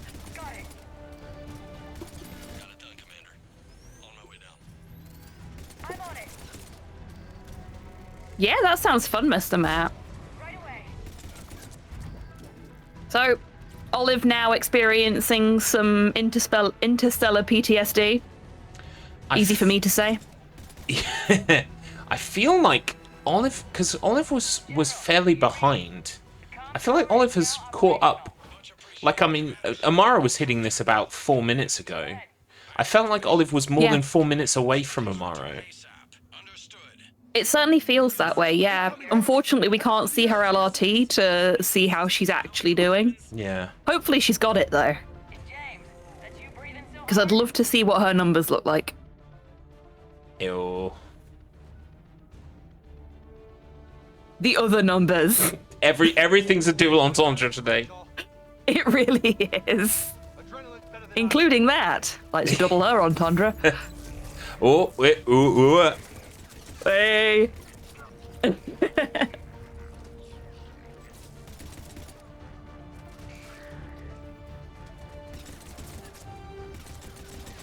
But yeah, I mean, it will depend obviously on how long this one is. But I think you might be right in your assessment that we.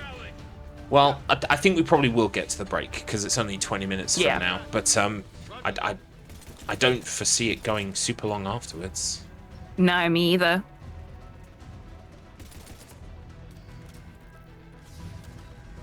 I'm almost expecting that when we tell them it's break time, they're gonna go, no, 5 more minutes.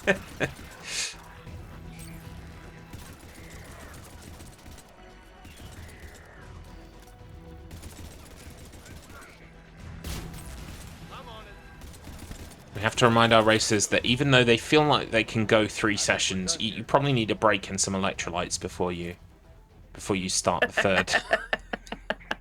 Absolutely. It's important to rest. You get a stitch otherwise. Mm-hmm. Especially with all that running around in between. I know.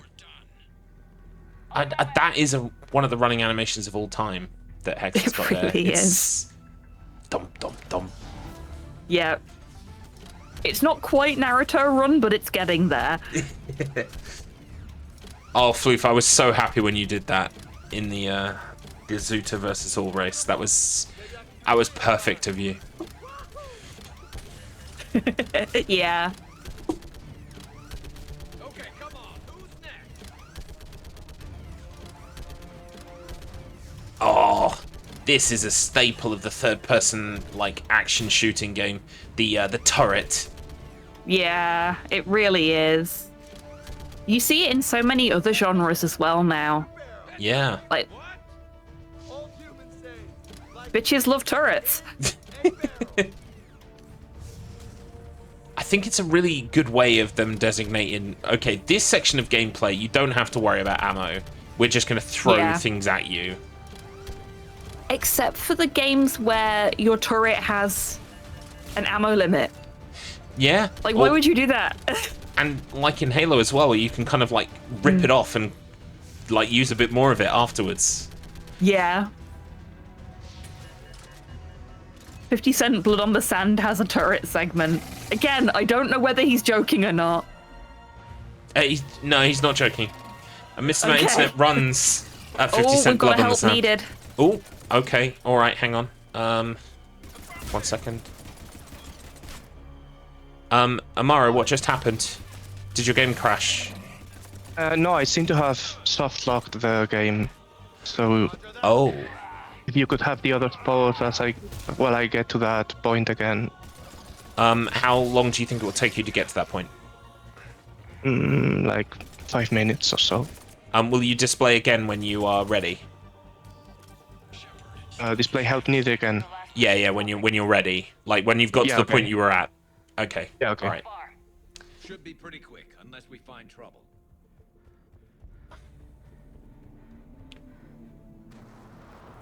Racers, we've had a... could you please pause? We've just had one of our racers' games soft lock. So what we're going to do is allow that player just to get back to where they were when the soft lock happened. It's just a few minutes. In the meantime, we could probably ask on a bathroom break. Well, we are not quite at the bathroom break, but we could absolutely take a bathroom break now if that works. Yeah. I No, think we can that's answer quite questions. It's sensible. fine. Okay. But I tell you what, why don't you have a bathroom break and we will get the questions from chat and then we'll ask them when we get back. Deal. All right. See everyone in a moment.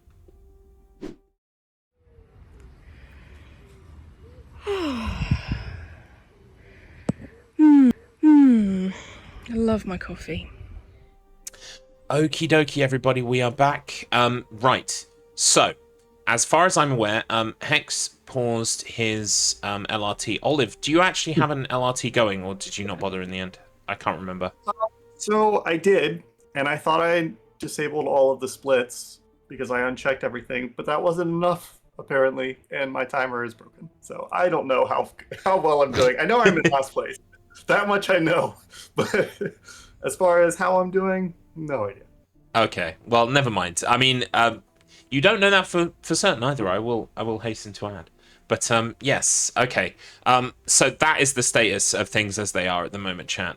Chat are very concerned about the timers, and that's all the information I can offer. Right. So I think we're all ready to unpause. I've been asking chat for questions. Do we have any? We have 2. Oh, fantastic! Feel free to go ahead with that. Hobby turn. Okie dokie. So our first question. By the way, I comes- can't hear Hobbiton. You Not can't. again. Not again. Hang on. I will drag you out and drag you in again. Or do you want to just leave and come back in? You can do it. It's your job. Hey. Okay. Yeah. Nice. Making Garlips work for his no money. Oh, I can't actually drag Umaro. Well, because I can't see up the Discord Hang on, enough I'll to. do it. Thank you. All of the. I just moved him to team clappers. All of the scheduled races threads. Oh yeah, that was the smart option, wasn't it? All right, can you hear Hobby 10 Can you now? hear me Umaro? now? Yep. Hello. Yay! Okay, so our first question comes from Levin Luven, who asks, for all racers, would you rather be touched by a wet sponge of unknown origin, a wet towel of unknown origin, or a wet loofah of unknown origin? I'll go with a sponge. Right. Okay. I'm gonna go with a towel. I don't like the texture of sponges. Is the sponge or the loofah like the actual animal or plant, or is it just like a fake one? Good question. Floof did not specify. A real loofah. Nice, nice. Well then, we got one of each. I hope you're happy, Floof. Our next question comes from Mr. Matt. He asks, which Mass Effect character has the best nutting sound and can you recreate it? Let's go with Umaro first. I don't think they actually show any of those sounds, but yeah, no. Okay, and Hextree. I'm just going to assume Jack's nutting sound is, I will destroy you. That's reasonable. It's very good. It's very good. And Olive? I'm gonna go with Erdnot Rex. With how combat oriented they are, I would say it's pew pew pew pew. Excellent. Fantastic. Well, I mean, unless anyone has any issues, and feel free to raise them with your help wanted, we'll take this as the break that we were supposed to take. But then if time continues to go on, we'll maybe think about a second break. We'll see how things go. But if everybody is ready to continue... Mm-hmm. Yep. Okie dokie. All right, I'll count you down. Continuing our race in 5, 4, 3, 2, 1, go. Good luck, everybody. Look at Palavin. Good luck. Blaze of orange. The big one. That's where I was born. That's rough. Are we trying to do it at the same time? My dad. I was trying to beat you to it, but you were a little quicker than me. 5 the second. There we go. Sorted. That should give you some. Well, there you go, chat. The answer to questions of the timer is we don't know, and it don't worry about it. And shit's fucked. I mean, like, I don't mean to rag on the Mass Effect series, but this is why Silent Hill 4 is superior. Silent Hill 4 at the end just tells you what your in-game time is. It just tells you. Yep. I've also just noticed that Umaro doesn't have LRT anymore. Oh yeah, the LRT has disappeared. It has gone. Interesting. Oh dear. Oh well. I believe, presumably, hopefully, it's just a display issue, and that he's actually still running one, and we can ask at the end. Though it could be that it's balked because of the soft lock. True. True. I think at the end of the day, I mean, unless things change dramatically, we're looking at a Hextree victory here, and if that is the case, I believe Umaro will probably be second and Olive third. But I mean, they are all in the same kind of area at the moment. This looks very similar. Yeah, they are not far away from each other.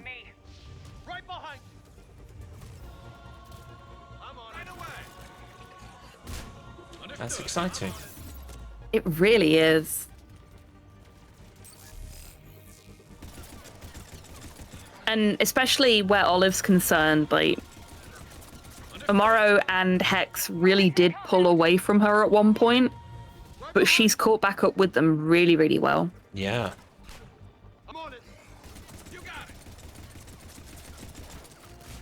Affirmative.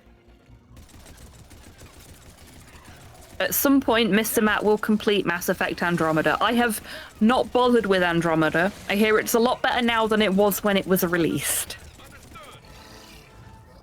But I just don't have the time for games like this anymore. Yeah, ain't that the truth? People always ask me why I play so many stupid, silly little games, and the answer is because they are little. Yeah. The things that you can pick up and put down easily. That reminds me, I need to, when I get back on the speedrunning horse properly, I really need to start learning the wear cleaner properly. Ah, yes, I remember you brought that to my attention. Yes, because it is an adorable little free game with a really fun speedrun that is more about route optimization and,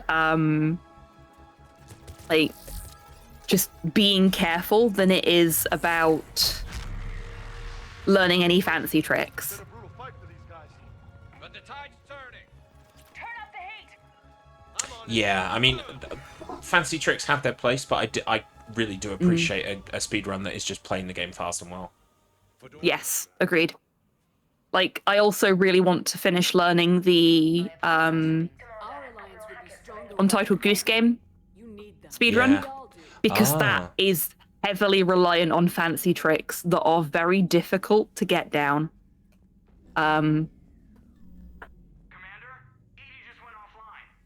Yeah, I remember trying to go for some of the speedrun trophies in that, and just there's one in particular that, like, every time I would watch the person on YouTube doing it, they would just like manage to do a thing, and I just would not. Yeah, that's how I've been with the actual, like, the proper glitched speedrun for it, because all you have to do for that is pick up an item really early in the game, and then you use it to push yourself through the fence right near where the bell is. Oh, right, yeah. To get the bell. So you basically skip the entire game and just go straight to wrecking the miniature village. Nice. But it's very, very hard to pull off. So,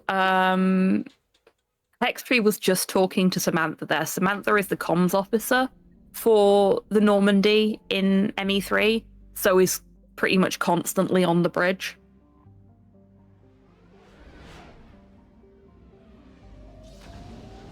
But she is also, and I only found this out because of talking to Slow about this race yesterday.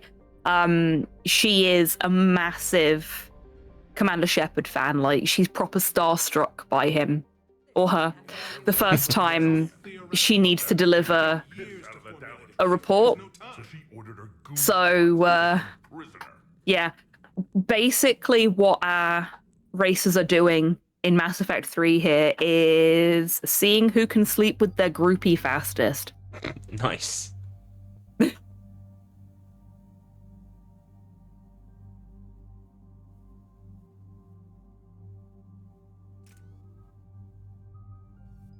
Oh, Hex doing a little bit more leveling up.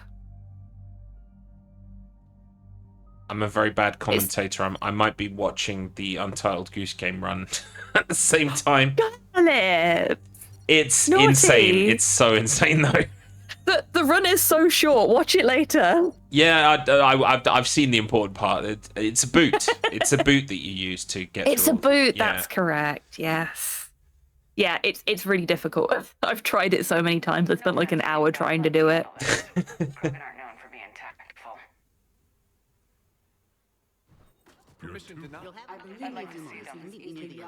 I just got a brief glimpse of my favorite character from 3 in Hex's screen.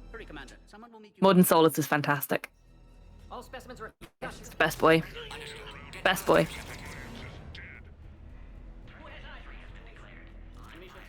Ooh, Zoliv's game crashed. Don't know, we've not got a help needed, so... Should we unmute her and check she's okay? Yeah, we can do.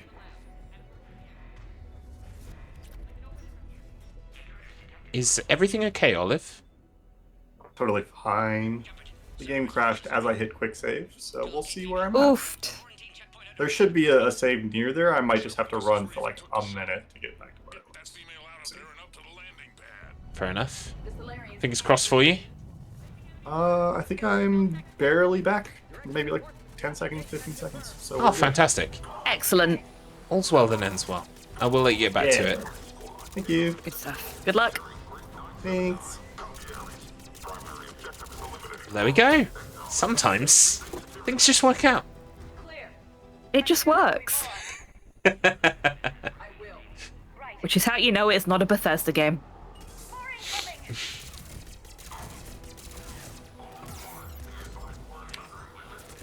So, I mean, I could be mistaken because a lot of this stuff looks the same, but is Hex doing a mission? Oh, no. Is this No, it's not the Citadel, is it?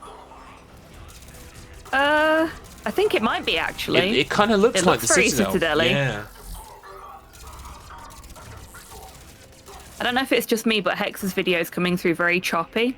It looks but okay yeah, I'm to pretty me. sure. Okay, it's probably just me. I'm only allowed to have 2 high-definition races at a time, apparently. Yeah, I think he's on the Citadel. Okay. This is your classic Act 3. The enemy has come to the safe place kind of part of the story, I guess.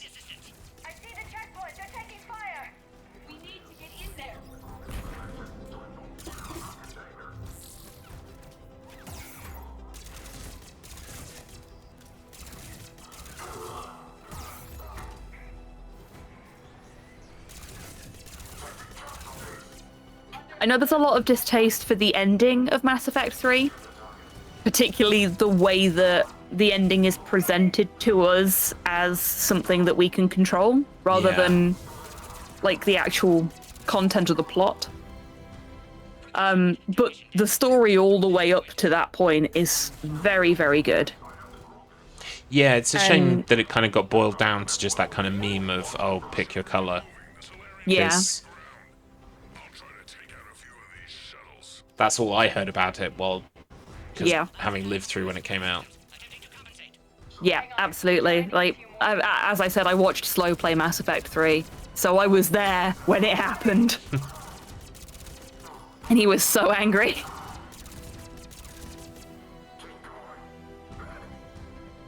I'm just going to apologize in advance. If you hear any weird noises in the background, that's because one of my dogs has decided he really desperately wants a cuddle. Aww. So he's currently sitting next to me, giving me the proper puppy dog eyes. He's got his ears down and everything. And he will occasionally make little mooing sounds.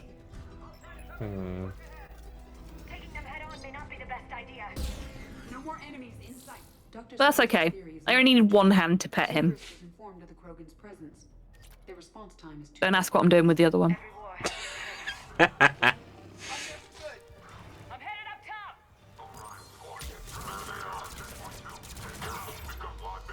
I mean, I will say, this is really, you know, it's a thoroughly enjoyable to watch the gameplay, but a distinct lack of sexual intercourse going on at the moment. Oh, bit of a dry this is what spell. we were talking about earlier.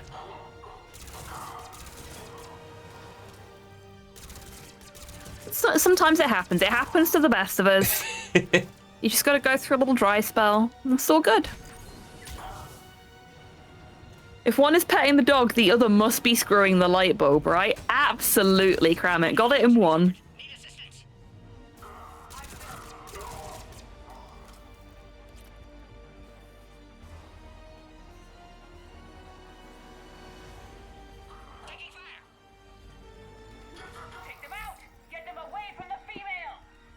Do you think it's really interesting to see how we have these points where the races seem to be almost parallel with one another, and then they just pull away from each other massively, and we end up with these great sort of gaps between them in terms of where they're placed in the game. Because I mean, it's like watching one of those, you know, the donkey derby at the seaside. Mm-hmm. It's like watching one of those Donkey Derby games. Suddenly, Donkey C is in the front, and then it's back to being Donkey A, and then they're all in line again, and then you don't win a prize at the end because it's rigged. Yeah. I'm just trying to establish in my brain if it looks like Olive and Umaro were on the same level for a while, and now it looks like Umaro's still on that level, but Olive isn't. So does that mean Olive has pulled ahead? I think so. Yeah. But there's a certain flexibility to the order in which you can do things. So it may be that we've just missed that Olive was doing this level first, and Umaro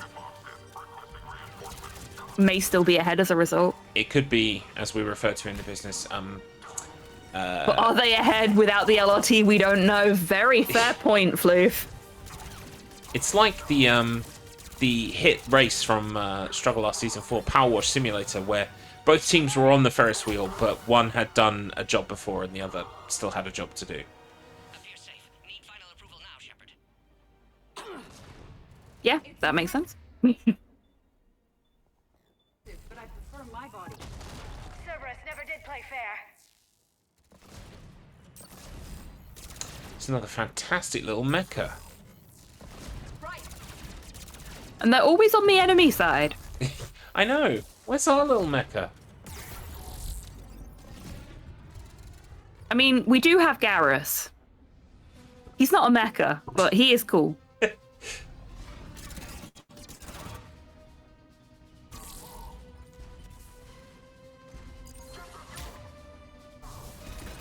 do wonder if there's any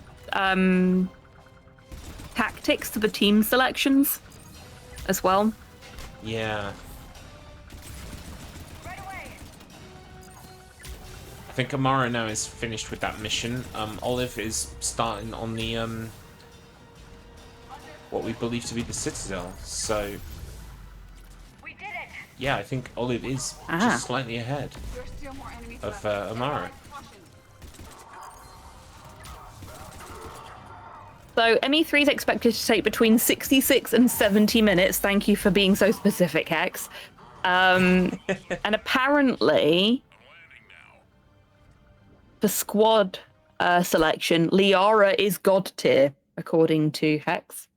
Now, this wasn't in his general notes that he shared with everybody. This was in his notes that he shared specifically with commentary. Yeah. So I suspect that's a personal preference as much as it is anything else. And then on Cerberus missions, he's taking ED, because ED's fucking great. We love ED. On Husk missions, he'll be taking James, because he's tanky. And that's it. Yeah, so we saw Olive pick Garrus and James for the mission that she's on now, which is in the Citadel. So whether she's also playing tactically or whether she just really likes Garrus and James, I don't know. I was going to say, doesn't Olive realise that Liara's goated? I feel like I'm being called out here. No, I know as much about the meta of Mass Effect as, well, anything else I don't know that much about. Hexa specifically said that Liara is god tier and worth taking on every mission because of her singularity and warp powers, which makes sense. It's always important to have a mage in your party.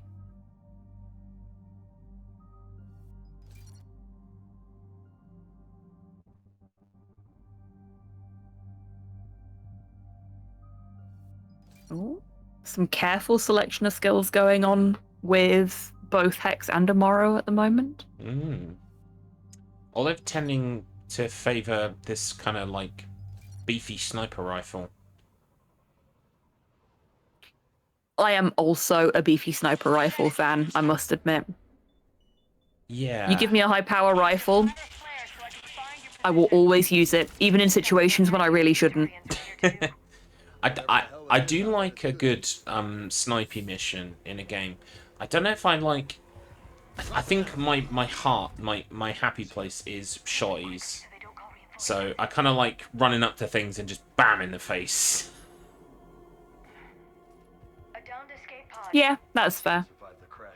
I am rifle and shotgun, pretty much exclusively if I have the choice.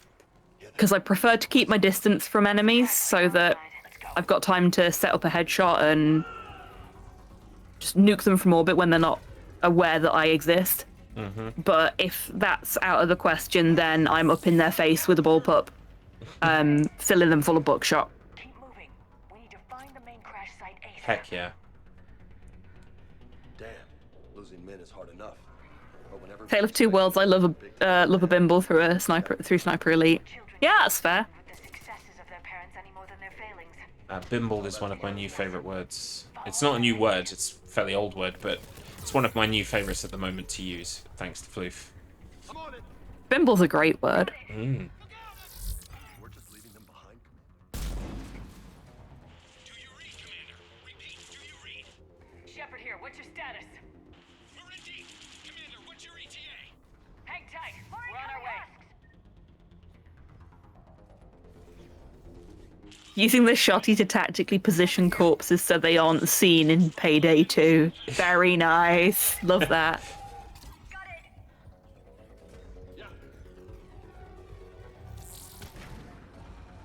There's the harvester.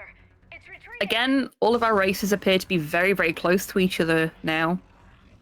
We had another little moment where they seem to be pulling away from each other, and then we're back to things looking very similar. They all appear to be on the same level and not too far from one another. Really an impressive show by all three of them.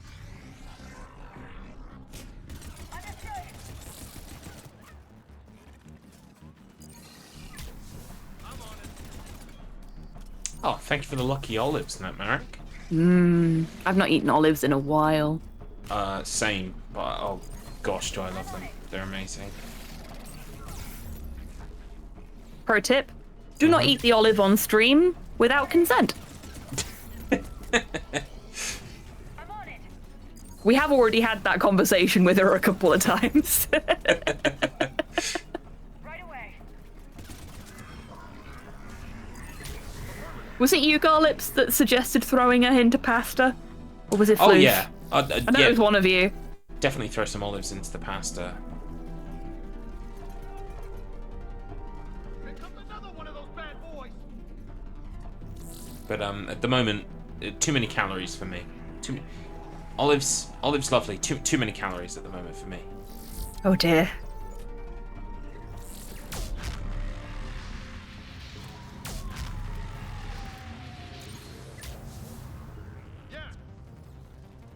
You made the pasta, Garlips wanted to olive it, that's it. I knew you were both involved in the conversation because I was watching it thinking about pasta. and how much I wanted some pesto. Mm-hmm. Area secured, Shepard.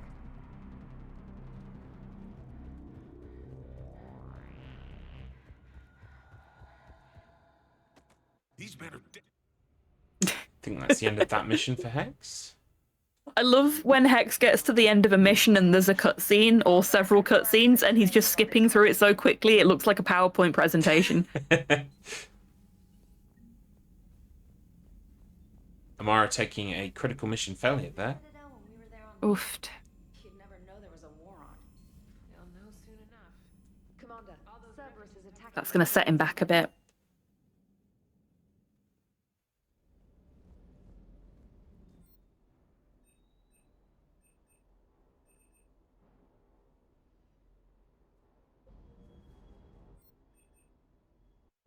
Hex leveling up his guns. Yeah.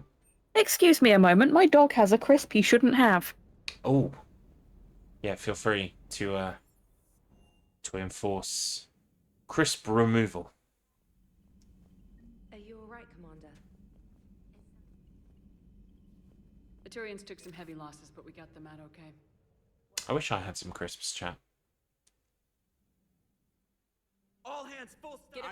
We'll need Eve to come with us. What's the go-to crisps, chat?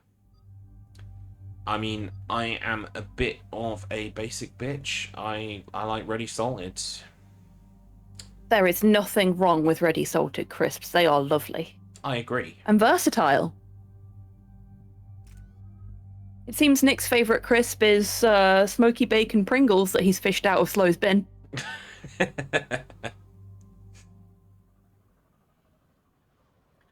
I'm personally partial to a bit of Monster Munch. Pickled onion. Ooh, they are nice. They are sharp, but they are nice. Yes. And I had the immutable pleasure of introducing an American to the concept of Monster Munch yesterday. Oh, really? They didn't think I was being serious when I said my favourite crisps were Monster Munch, so I had to post a picture of the packaging into chat. Sorry, we're British. Monster Munch exists. To live a life without Monster Munch, though, how depressing is that? I know. I mean, like, they have it. It's just, like, called corn puffs or whatever. I mean, at least get weird with it. Yeah. Exactly. Space Raiders. Yes, Mrs. Gallups is very, very fond of beef Space Raiders. I love that it just says in big letters on the front, beef. Look at that Reaper. It's like the end of days out there. Floof is partial to salt and vinegar crisps. Salt and vinegar crisps also lovely, especially in a chip sandwich or a crisp sandwich. Yeah, I'm thinking about chips as well. I can enjoy a salt and vinegar. I'm one of those people who prefers the vinegar taste to be slightly more mellow than sharp, but I can still appreciate them, for sure. Also, Cram, your wash your sister sauce is fucking cursed. Well done. See, that's my favorite. Like, I can't make it at the moment because, again, calories. But I feel like I make a good cheese on toast, and Worcestershire sauce is part of the secret to that. Oh, it really is. Yeah. Ready salted is a waste of a crisp. It's like a pizza base.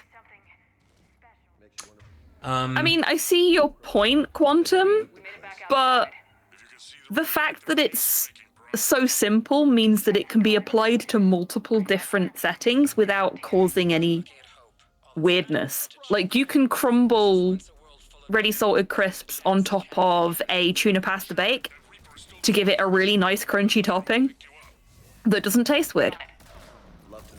Quantum P1 thinks the best Fanta is orange. Now, like, Fanta orange is good, but in a world where Fruit Twist exists, I feel like we can safely disregard his opinion.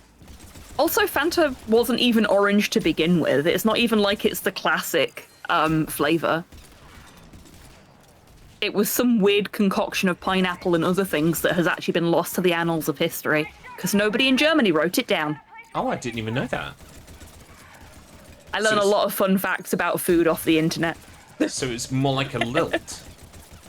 Yeah. Ah. Actually, a lot closer to lilt originally. Another quake. I'd say Calros is real enough. A couple of months ago, I was lucky enough to find myself in the establishment known as Tesco, and they had some Japanese food in their kind of world food aisle, and they had Calbee pizza flavored crisps. Oh yeah. Oh, is Hex frozen? That looks like a freeze. Oh, yeah. It's alright, it's caught up. But he's okay. He's caught up. He's going extra fast just to make up for the time. But yeah, those Calbee pizza crisps were phenomenal. They were very good.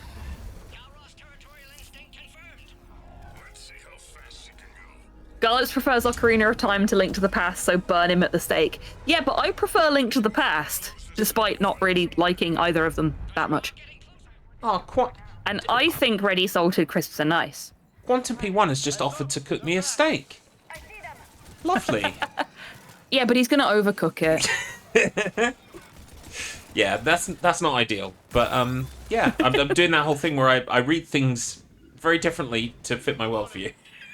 He's gonna cook me a steak. Lovely.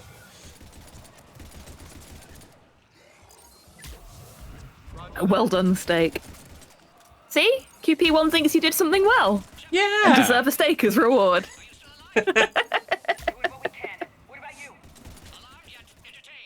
I'm not racing Quantum Player 1 at anything ever again since Resident Evil 2.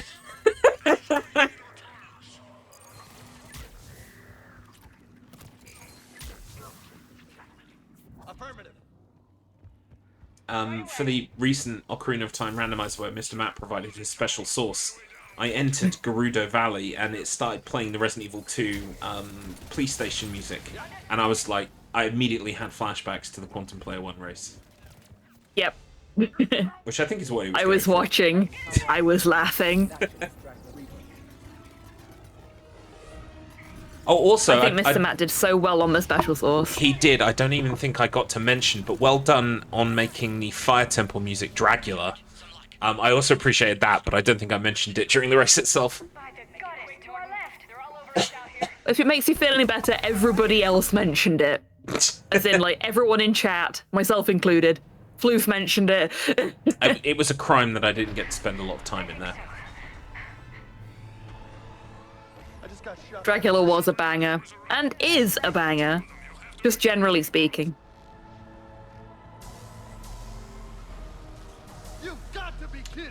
Yeah, so this doesn't really have a lot to do with Mass Effect, but I will just take a slight sojourn here away from the game-based talk to talk about something different. So I've been to a number of gigs or concerts recently, and I usually find that they play music over the PA before the band comes out. Usually, you know, just while people are buying their drinks or going to the bathroom or talking. And I have noticed sometimes, like, they'll play certain tracks, and they are the emo bangers of our day. They are your Papa Roach's Cut My Life Into Pieces, or Slipknot, or Dracula. And the amount of people singing along with them is surprisingly high. And it's such a good vibe. But I am aware of the fact, and I think I've mentioned this before on my own personal stream, is that, like, I can see my future in the old folks' home, and it is them bringing out Dracula and putting it on, and all of us singing along to it. The little old man dressed as Rob Zombie. Yep. Stamping around. Yep. They're like, oh, you remember, you like this, they wear the masks. Oh, yes, and, like, doing the old person dance. I've seen my future, and it's emo daycare. I mean, I could go for emo daycare right now. Oh, Hex is having another vision of the weird forest. Yeah, time for some more trauma, everybody. Enjoy!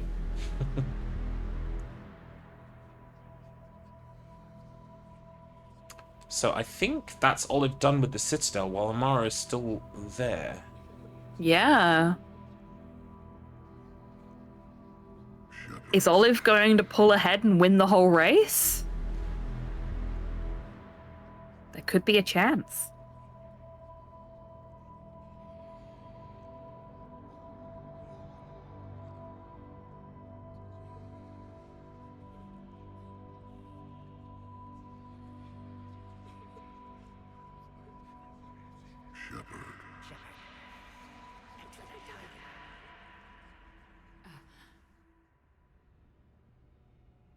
So we are reaching almost the 1 hour 30-minute on Hextree's LRT, while our RTA reflects the time closer to 1:45. So roughly about 15, well, between 13 to 15 minutes added just by living in real time.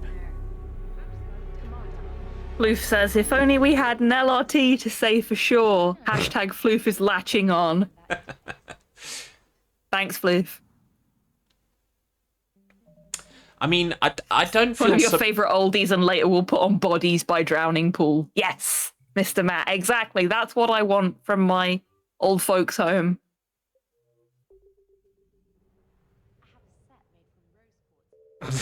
Just had a dark vision of one of the healthcare representatives saying, "Mr.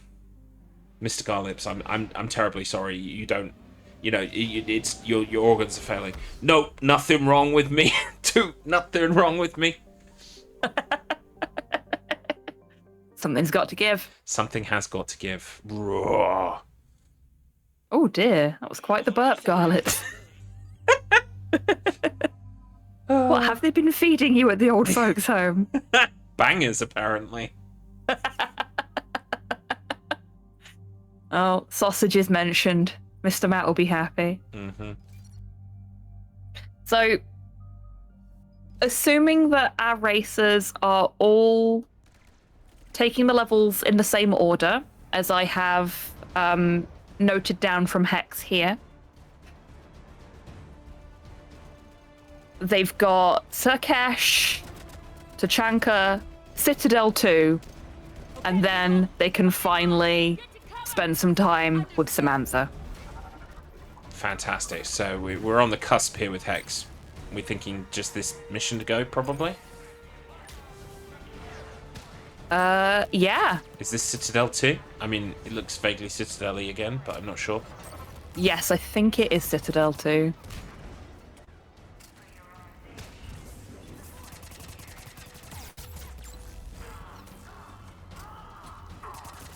I've just noticed as well, both Olive and Umaro are using Garrus and the guy whose name I always forget. James? James. He has such a normal, like, human name that I just forget what it is. Yeah. But Hex is doing what he said he was going to do. He's taken Liara and Edie for this mission. His goats for this specific kind of combat. I was going to say, you go all the way to space, and you're like, yeah, I'm going to become friends with and hook up with aliens, and then it's like, your teammate is James. Oh, great.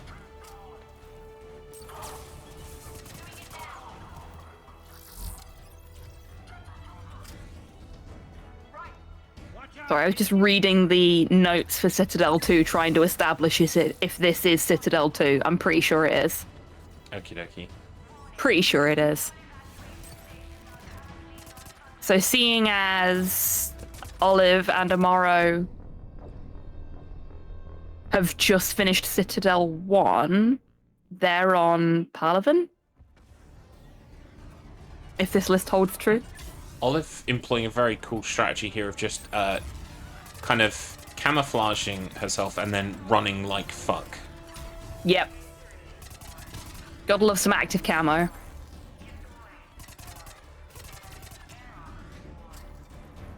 I think we're also seeing the same from Umaro where possible as well. Yeah, we are. Seems to be the good meta for this particular level. And I know we saw Hex take a critical mission failure as well. We did. So, as much as he's very definitely in the lead right now, that may change. It's certainly his position to lose at this point. True, Jack is a very exotic name. Look, I remember Jack's name because she's covered in tattoos. I'm a simple creature. I have a thing for ink. Oh, really? I like Ice Nine Kills as well. I knew you were going to say that.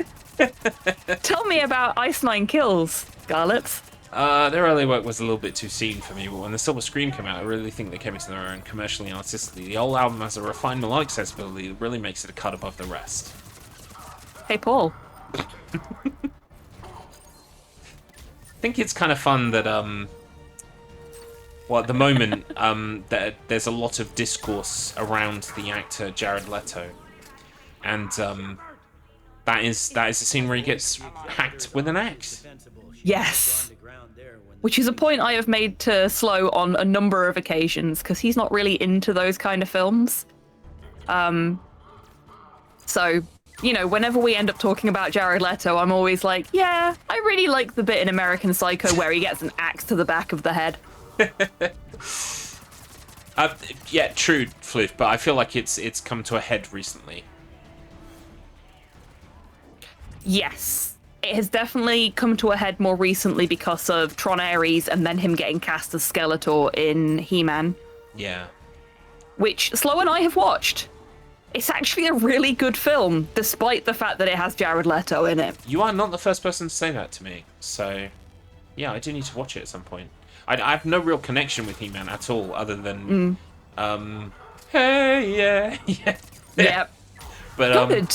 You will enjoy it for the memes, if nothing else. Cool. Yeah, I'm down for memes. Absolutely. Yeah, same, Floof. Like, I've seen them live a few times. I was a really big 30 Seconds to Mars fan when I was a kid. Same. And then I found out how much of a piece of shit Jared Leto is. We saw them on the Love, Lust, Faith, Dreams tour, and then we saw them on the America tour. And the America tour, they were so, like, not bad, but just, like, they'd literally just fired their guitarist. It was just the two of them on stage, and they were just, like, dancing around half the time, not even singing. And I was like, why did I pay money for this? Wow. I mean, at least they performed when I watched them last, but that was back when I was, like, 15, 16. So, you know, they clearly didn't have enough money yet, so still tried to commit to the bit. Yeah.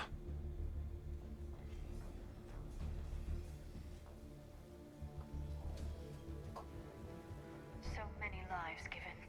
I am capturing images of the deceased. It may prove useful for motivating. Oh, we have angered Mr. Matt with the mention of Tron. It's too soon. We've got to be close now. There is damage here. I really love the original Tron movie, and I actually quite like the sequel. Tron Ares doesn't exist as far as I'm concerned. I like the universe that was built up around that original film, and I love the fact that the original creator now lives in a yurt in his own back garden and isn't connected to the internet.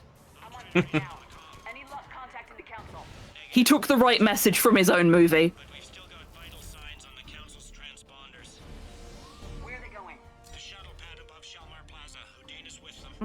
Olive going for another trauma flashback.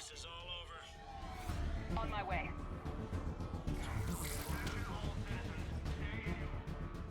Maybe that's why it takes so long for someone to be romanceable in the third one. You've got a lot of work on yourself you have to do first.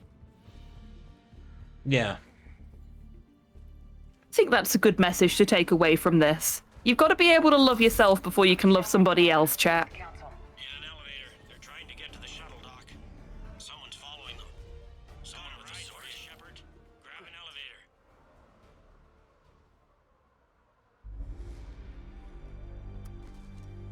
Whoa, that was the coolest visor I've ever seen.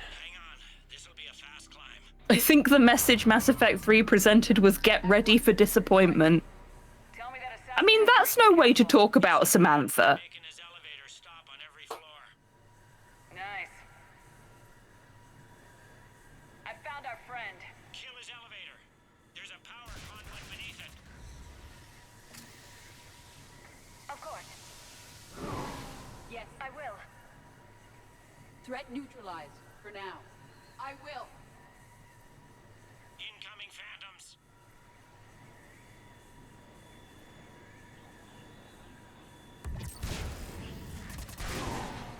Nice one, Shepard. Right. Olive picking Garrus and James again. Is there any other kind? So it seems that they're her favourites. This is Citadel 2. Yeah, that looks like Citadel too. Oh, Oh, yep. we've lost Hex Tree. Hex.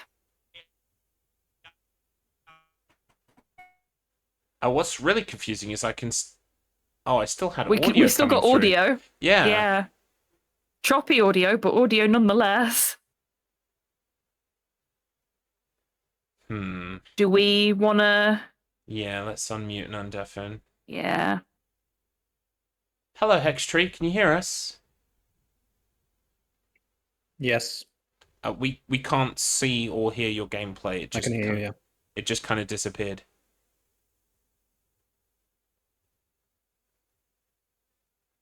I think we may also have some delay.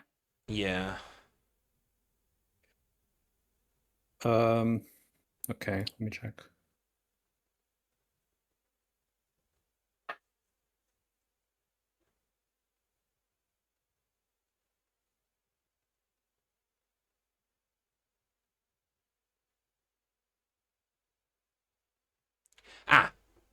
It's back.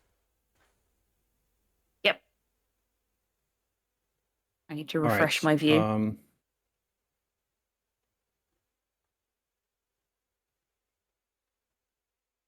Beautiful. Yeah, but I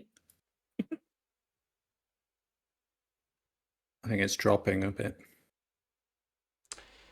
Yeah, we've seen a little bit of Still see it? stuttering from you. Yeah, Are you... it disappeared Is all again. okay at your end? I think we're a little bit out of step with each other. We are. Yeah, it's showing very slow speed. I can try just connecting to the room again. Okie dokie.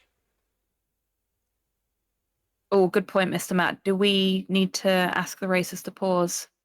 Yeah, let's do that. Hello. Hello, racers. If you could please pause just momentarily, please. We're having some technical issues, and we just need to sort something out behind the scenes. Okie dokie.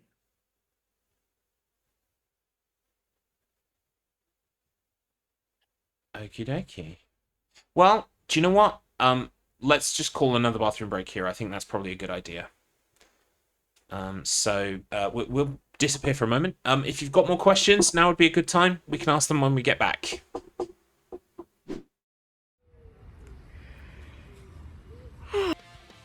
Now. Welcome back, everybody. Sorry about that, but we now have all three players back and visible, and we have a question from chat. We do. The question from Mr. Matt in chat for you lovely racers is, when Shep throws it back, do it clap? Hexpree.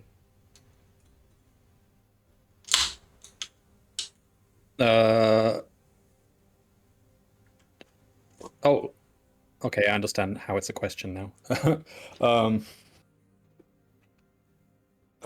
Sure, why not? Olive? Look, after putting probably a couple 100 hours into Mass Effect 3 alone, staring at Shepard's ass, yes, absolutely, it claps. Fair enough. Umaro? Yep, agreed. Well then, there we have it. A unanimous yes, it do clap. Thank you, Mr. Matt. I'm glad we ascertained that. I'm glad we got a final answer on that. We attained that. But anyway, if everyone's ready to begin, we'll continue. So I'll count us down. Yeah. Okay. Continuing the race in 5, 4, 3, 2, 1. Continue. Good luck, everybody.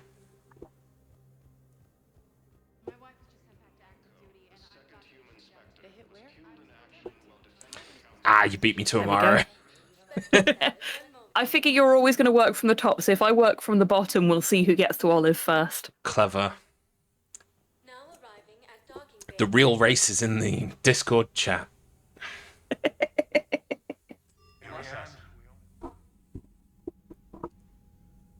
And Okey-dokey. Hex's screen for me is now looking a lot clearer as well. So I think whatever weird solar flare behavior was going on in the background has resolved itself now. So hopefully we'll be all right. Fantastic. I mean, we are broadcasting StruggleR across 17 galaxies at the moment. So, you know, it comes with technical issues sometimes. Absolutely. What do we call the pre-runners didn't bother building good infrastructure. I don't know if you want to be saying that about the council on something that's recorded. No comment. Oh, it's fine. You are the Senate. We know that. She's interested. Ooh. Oh. Ooh. Oh. Oh my goodness. I can't believe we clam jammed Hex Tree like that. Incredible. I can't tell you how much I needed that. Are you using me for my shower? I certainly hope so. Well, in that case, it's yours whenever you like.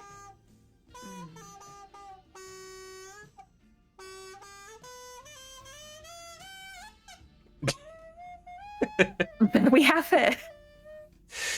We do have a winner. I'm going to put with a time of 1:37:57 because we're taking the load time. Mm-hmm. It is the People's Champion, the StruggleR Wizard Hextree, with a very impressive 1:37:57. Well, now the battle for second place begins. He's only gone and done it. Yep.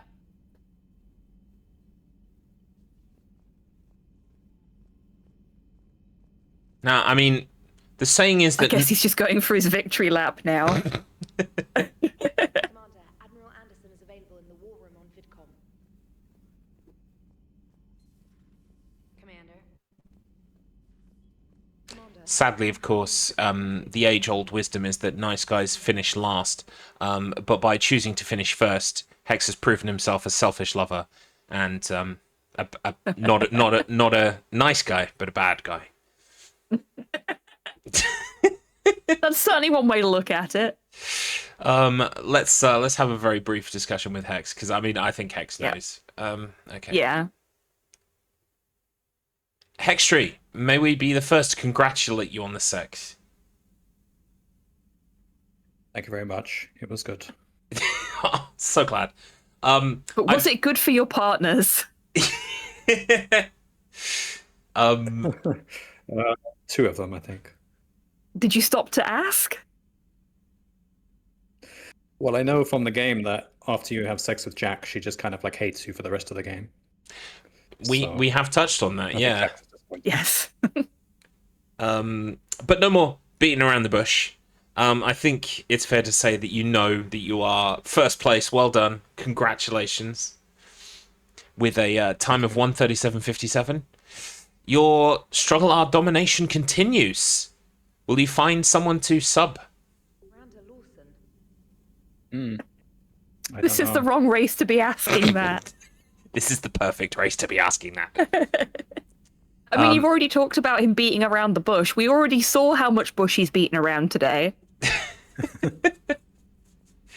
Well, maybe be the first to congratulate. May we also say thank you so much for your exhaustive notes that have really helped us enlighten chat today on your strategy, as it were, when it came to the sex. If you want to just sort of like hang around and watch the race, feel free to do so. We'll mute and deafen you. It currently, I mean, it's hard to tell because neither have a load remove timer on the screen anymore, but we believe Olive to be ahead of Umaro, so that's currently how things are shaking out. Okay. All right. Well, enjoy a break. I mean, as we would call it, a refractory period, and we will catch up with you in a bit. Sure. All right. Go do some stretches. Yeah. Electrolytes. Okie dokie. Congratulations, Hex. Who will be the one to beat him? I mean, is it going to happen this season? Who knows?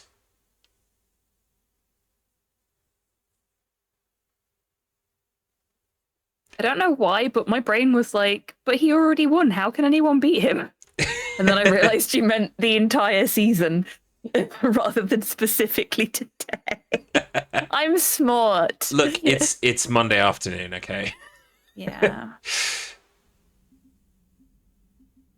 Okay, right, well, Olive has beaten Citadel 2 then? So is there much more game for Olive to play? No. After Citadel 2, it's Samantha sexing time. Ooh. Maybe we're about to see it then, chat.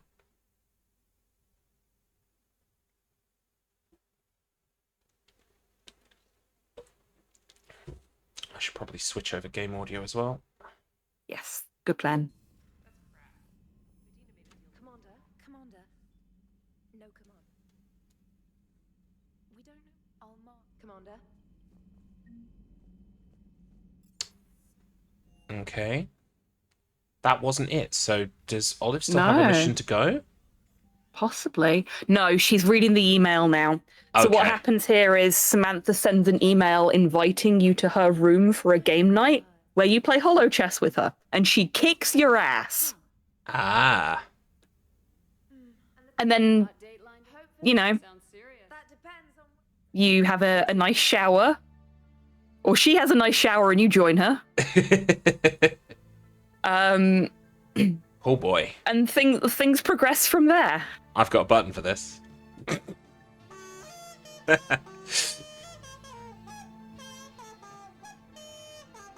Yeah, very impressive show from Olive. She spent quite a fair bit of the race technically in third place, but has managed to come second. Yeah. Which, of course, as she's come second, we know that she is a generous and thoughtful lover. Absolutely. So I think, yeah, so the only thing that is a problem here now, and we get into the nitty-gritty of, is the load removal time. Yeah. I don't know if Umaro still even has one going that is credible. But what I will say is I don't even see Umaro on Citadel 2 yet. So I feel at this point happy to call it, because I think even if there was a discrepancy of 10 minutes, I don't think 10 minutes is going to do it. No. So what we'll do... And that's even with Umaro actually getting to run a little further ahead because he couldn't hear us when we called for the second pause. That's true, actually, yes. Which is unfortunate.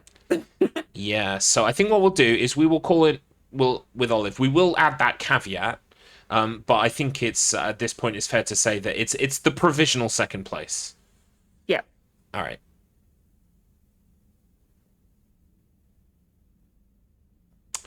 Olive. Congratulations on the sex. Thank you. I did the sex. And bravo on the camera placement. Thank you. I worked hard on getting the right lighting. It turns out when Shep throws it back, it do clap. I do indeed. So you're probably wondering where exactly you've come in the great sex race that has been occurring here today. If I had to guess, it's third. Okay. Well, I would like to provisionally award you second place. Okay. Currently, there is still someone playing the game, and they had a load remove timer, but that has since, I think, gone kaput and destroyed. So we're not sure exactly the status of their load removal time as opposed to their RTA, but if it's down to pure RTA, you have them absolutely beaten. I also spent quite a bit of time on Male Shepherd, which is off the timer. Oh, yeah, that's true, actually. Yes. So that would bring your RTA down even more. Okay, yeah, that makes me feel very confident in awarding you second place, then. We will just, extra double check with the last player and make sure what their LRT is, but I think, yes, I'm quite happy to award you second place in this instance. Congratulations. Thank you. Just please tell me Hex didn't win. I know Hex won, but do you want me to lie to you? Fuck.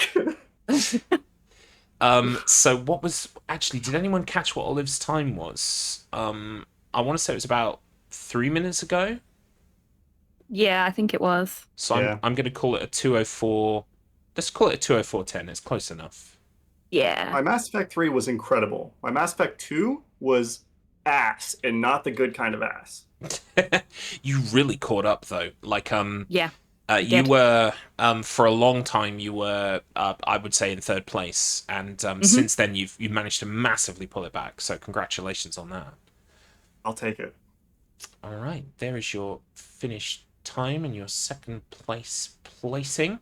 What we'll do is we'll leave it. We'll leave Umaro time to complete the race because we think he is on the mission before Citadel 2, so not like too far away from the end of the game. Or rather, the sex.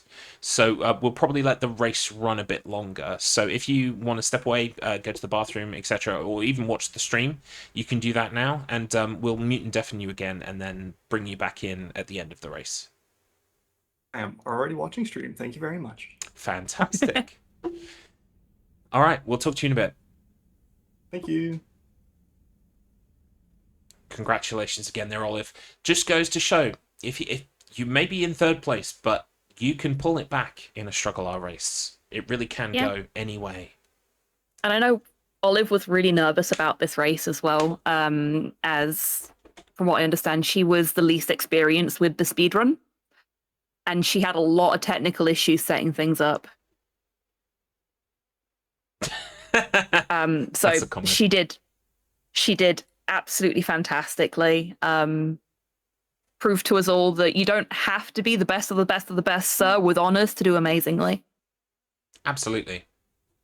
I just want to say to Olive that is an LRT that you're like Hex actually finished. I would say just before the 2-hour mark in terms of RTA, maybe like a 1:55 something.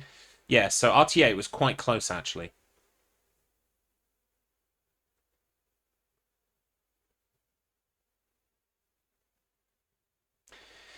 I will switch over. Well, do I? No, I don't have sound from Umaro. Okay, I can fix this. I'm probably just going to provide some kind of music. So give me a moment here.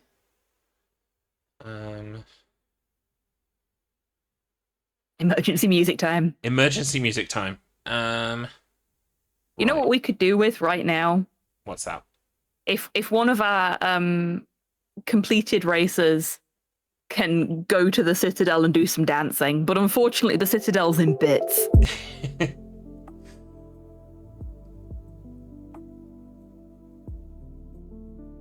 Okay. We should have some music coming through. It's not super loud, but hopefully that helps a bit, chat.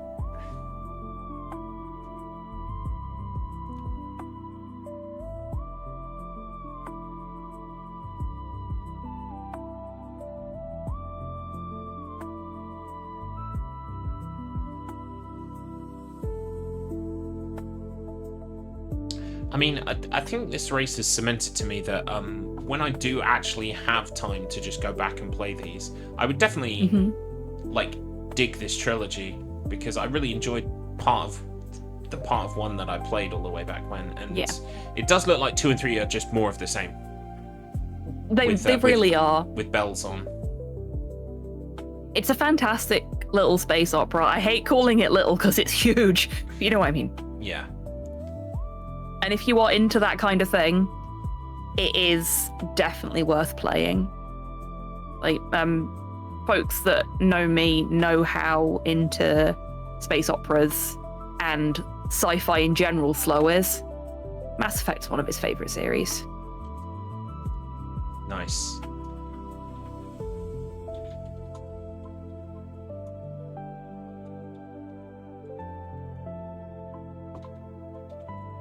Really, Garlips, the race about sex convinced you to play Mass Effect. That's the stand you want to take. Yep. My interest was piqued when I heard the word sex. No. Just in general, these look like fun. Plus, I want Unlimited sprint in 3. Yeah. I want to do that thing where Shepard punches the cameraman.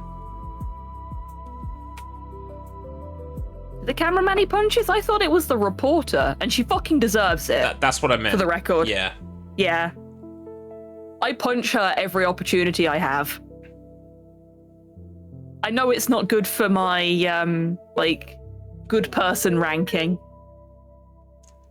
But, oh, apparently Nick has an issue with me punching the reporter. But she's a liar, Nick. She's a liar and she incites hate, and we don't abide by that kind of bullshit here. No, we do not. Oh, exactly. So cute.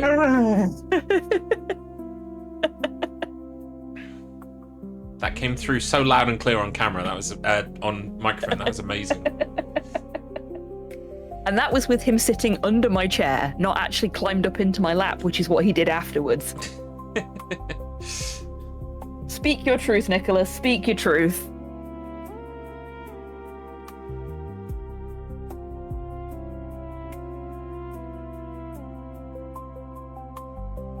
I need to stop, actually. He's very vocal, and I've started when he gets really vocal with me going, oh, I know. And now he's started making a little wooing noise that is the same cadence and same tone. So when I say, oh, I know, he goes, oh, I know, back. Cute. Which is really cute until it becomes annoying. My parents' cat says, come on, mum. Like, literally. Because my mum says things like, come on. And he goes like, come on. It's bless him. Well, he's a little troublemaker. He just, everything in the world exists to be poked and prodded by him. Yep. That's what Nick's like as well. Hi, buddy. Okay, so Umaro back on the ship now. Presumably just Citadel 2 to go.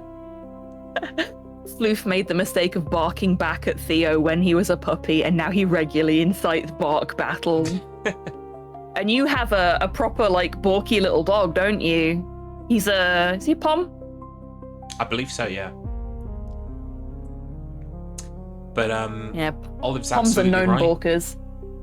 Just one more fight now for Umaro. Yep. Oh, and some emails. So close. A fight and some emails.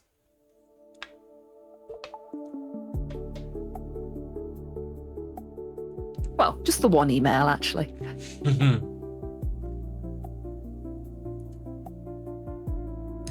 Well, it's a swan.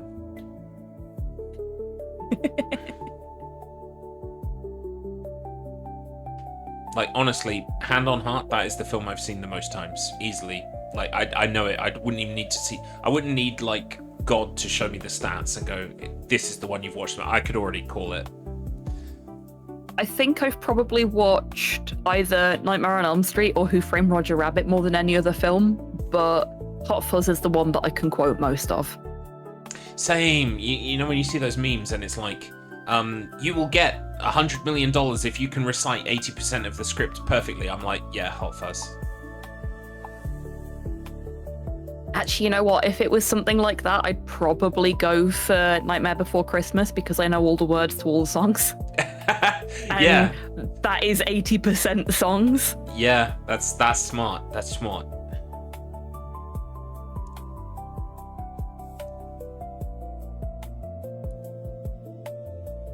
I am nothing if not a machine for quotation.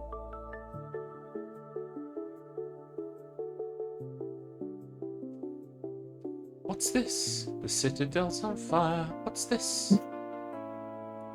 Smells like burning tires. What's this? I think Mr. Matt, wasn't What's This a tune in the randomizer as well? It was. Yes. I was like, why is that in my head recently? Oh, yeah.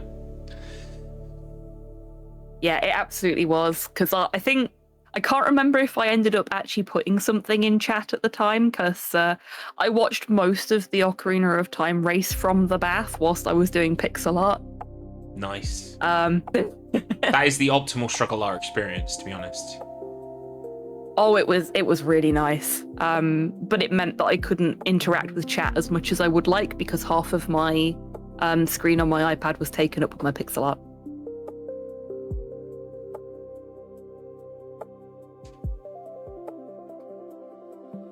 Adult only. No, I think that might be this stream.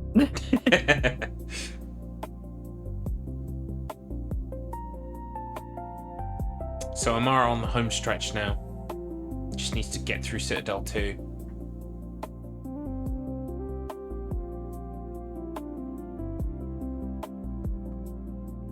Tactical roll there. Fantastic. Tactical roll. So close to the end now. That's the last full fight. Yep.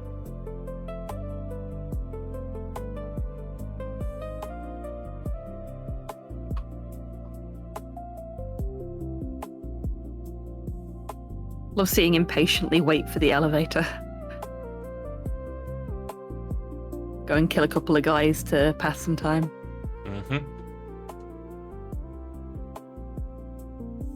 I mean, who amongst us wouldn't?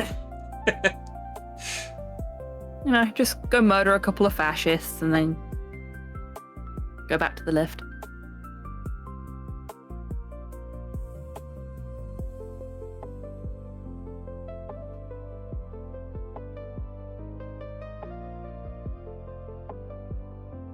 Wait, Cerberus were bad guys? I mean, they're named after a very big, very friend-shaped thing, so I can understand why you would mistake them for the good guys.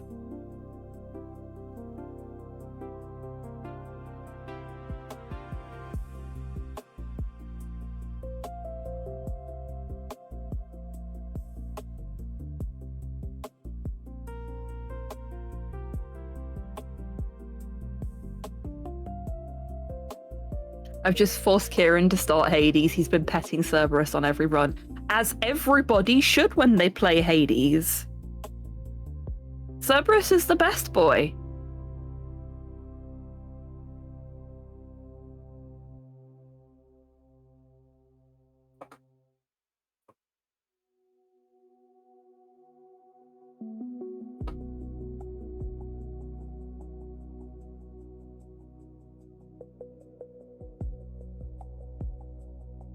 Ooh, sneaky.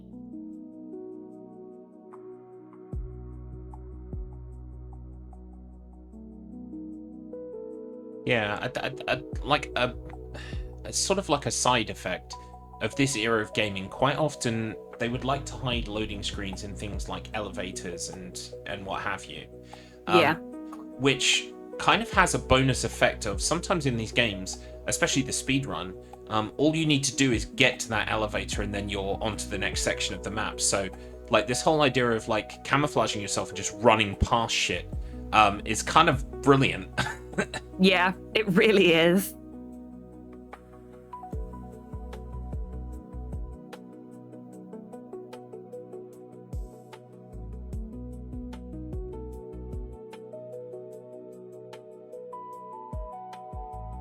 Yep, we got another cutscene.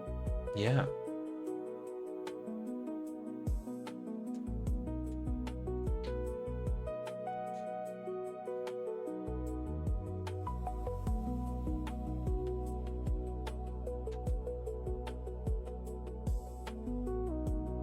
Get in there. Slowly but surely. Loving seeing Olive and Hex just chatting about their different strats. Yeah.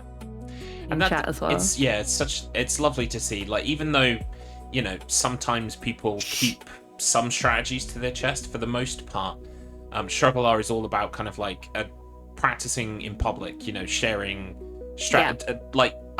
we talked about this before. Me and Fluke were talking about this before. It's kind of like sometimes things feel like very big things and you want to share those because you feel like there would be a huge discrepancy between the two races. Other times they're more kind of like little things and you think, maybe I'll keep that for my back pocket.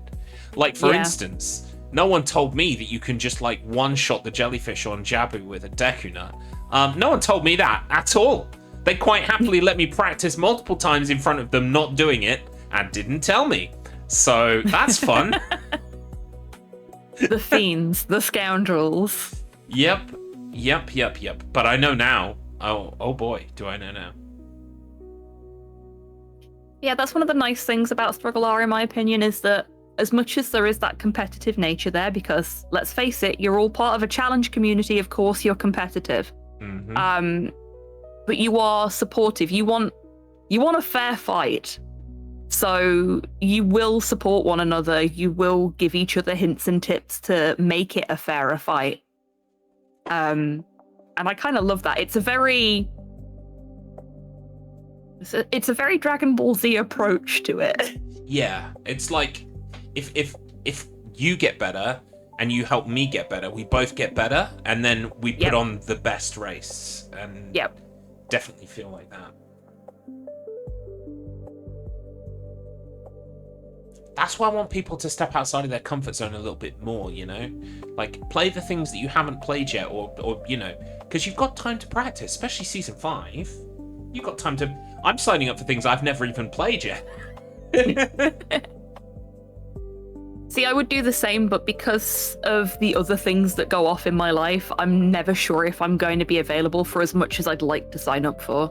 Because this season, I signed up for so many races and then had to back out of all but one of them. And I'll be honest with you, the only reason I didn't back out of Power Wash Sim is because I was part of a team. And I was the only member of that team that had done the work to unlock everything. Yeah, that's fair. And yeah, life has been a bit of a ride for quite a few people in the community recently. So hopefully, you know, we can look to a future where everyone is happy, healthy, and more importantly, you know, can race. Free to struggle. Race to the finish, yeah, free to struggle. Yes. Done struggling in real life so they can struggle in real life. Exactly. And more power to you, Olive. Exactly. You know? Yeah.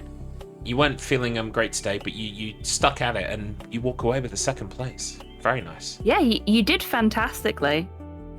I believe Umaro is coming up on 6 now. Almost there. We're going to reach the climax of this race. I agree, Nick. Shush, Nick. I know you're excited for the sex to happen, but you need to stop. And Floof, you do realise that if you send out assassins to deal with all the people that are racing you next season, that includes me if we do the Silent Hill 4 race. Please don't assassinate me. I'm just a little guy.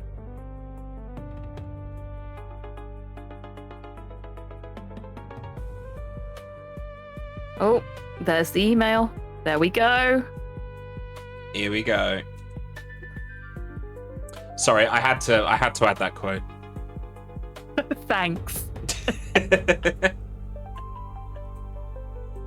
And for the last time, chat, here we go.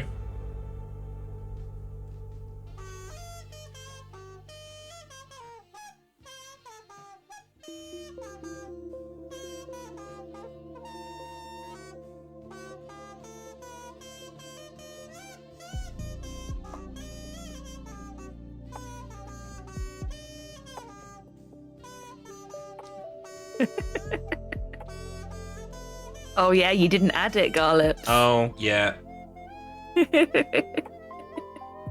Don't worry, I'm fixing it. There we go. Did you get Umaro's time? Roughly 2:26. I want to say 24. Yeah, I will accept that. 2:26, 24. It's excellent that all 3 of our races got to finish today as well. Sometimes you can kind of get metaphorical blue balls when you don't get to finish. So I'm glad that they all got to finish. Right. Let me stop the timer where it is, and add that information to the stream. This one and this one. And I will unmute and undeafen all of our racers, and we will head over to the podium screen. Just once a moment here.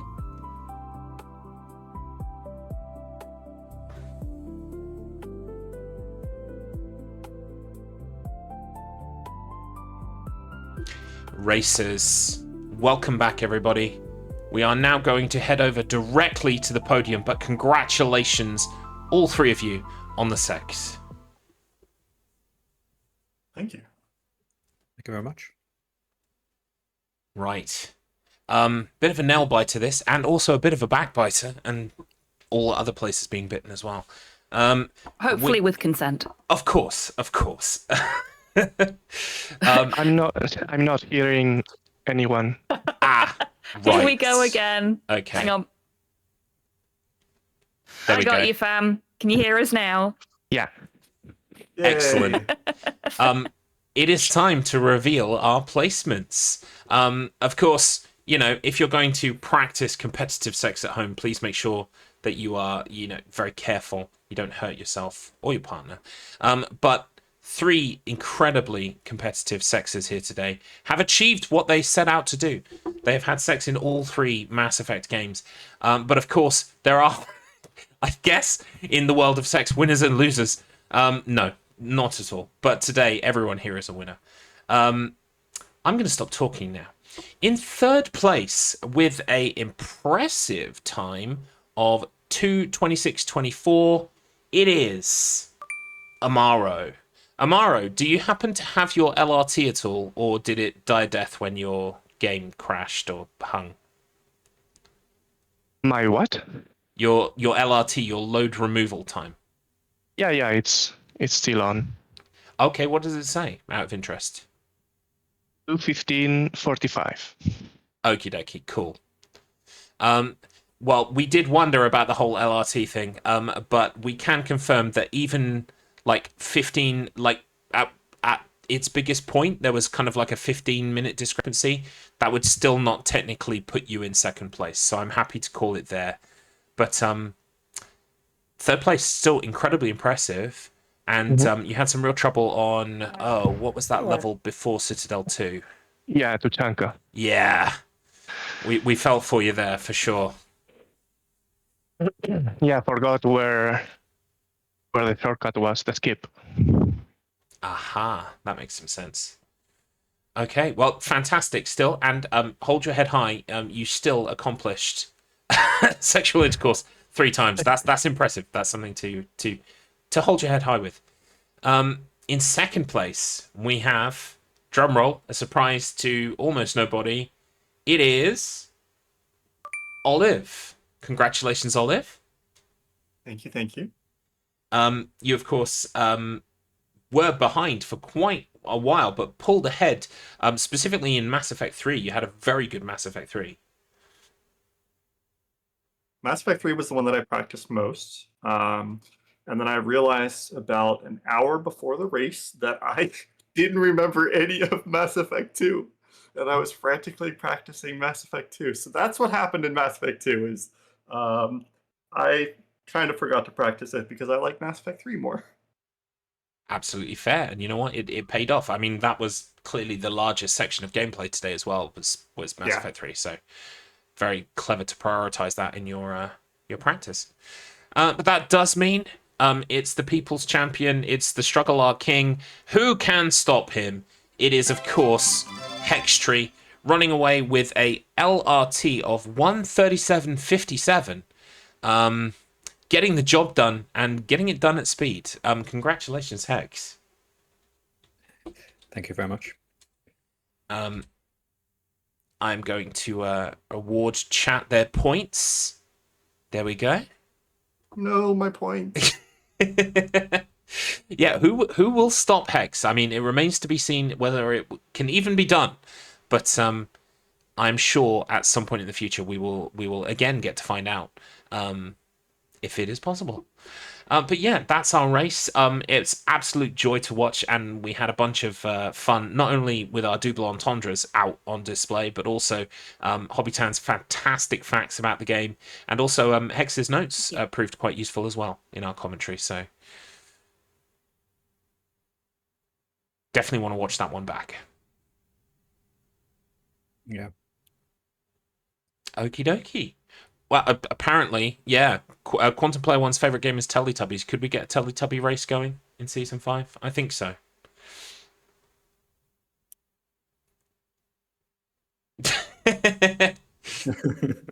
We are going to move on to our calendar. Wait, no. We do shout outs here. We do shout outs. I'm so silly. Okay, we will begin with Umaro. Congratulations on third place. Still did very well and came in way under estimate. Where can people find you in the things that you do? I'm on twitch.tv/Umaro3_. And people won't see you practicing for the Sonic Ring Shuffler coming up later this month. No, because we agreed not to.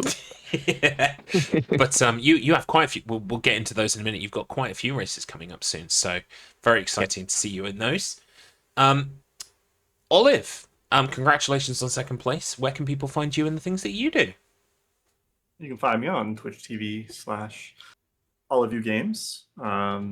I'm also part of the Lady Arcaders staff for that organization. I am part of, obviously, Wheel of Struggle, so you can find me here. I've got 4 more races to go this season. My next one being Picross. Let's see. I think that's about it for me. Oh, fantastic. Yeah, we're looking forward to that Picross race for sure. Exciting. Okay. And, of course, our first place. Congratulations, Hextree. Where can people find you and the things that you do? Hextree_ on Twitch. I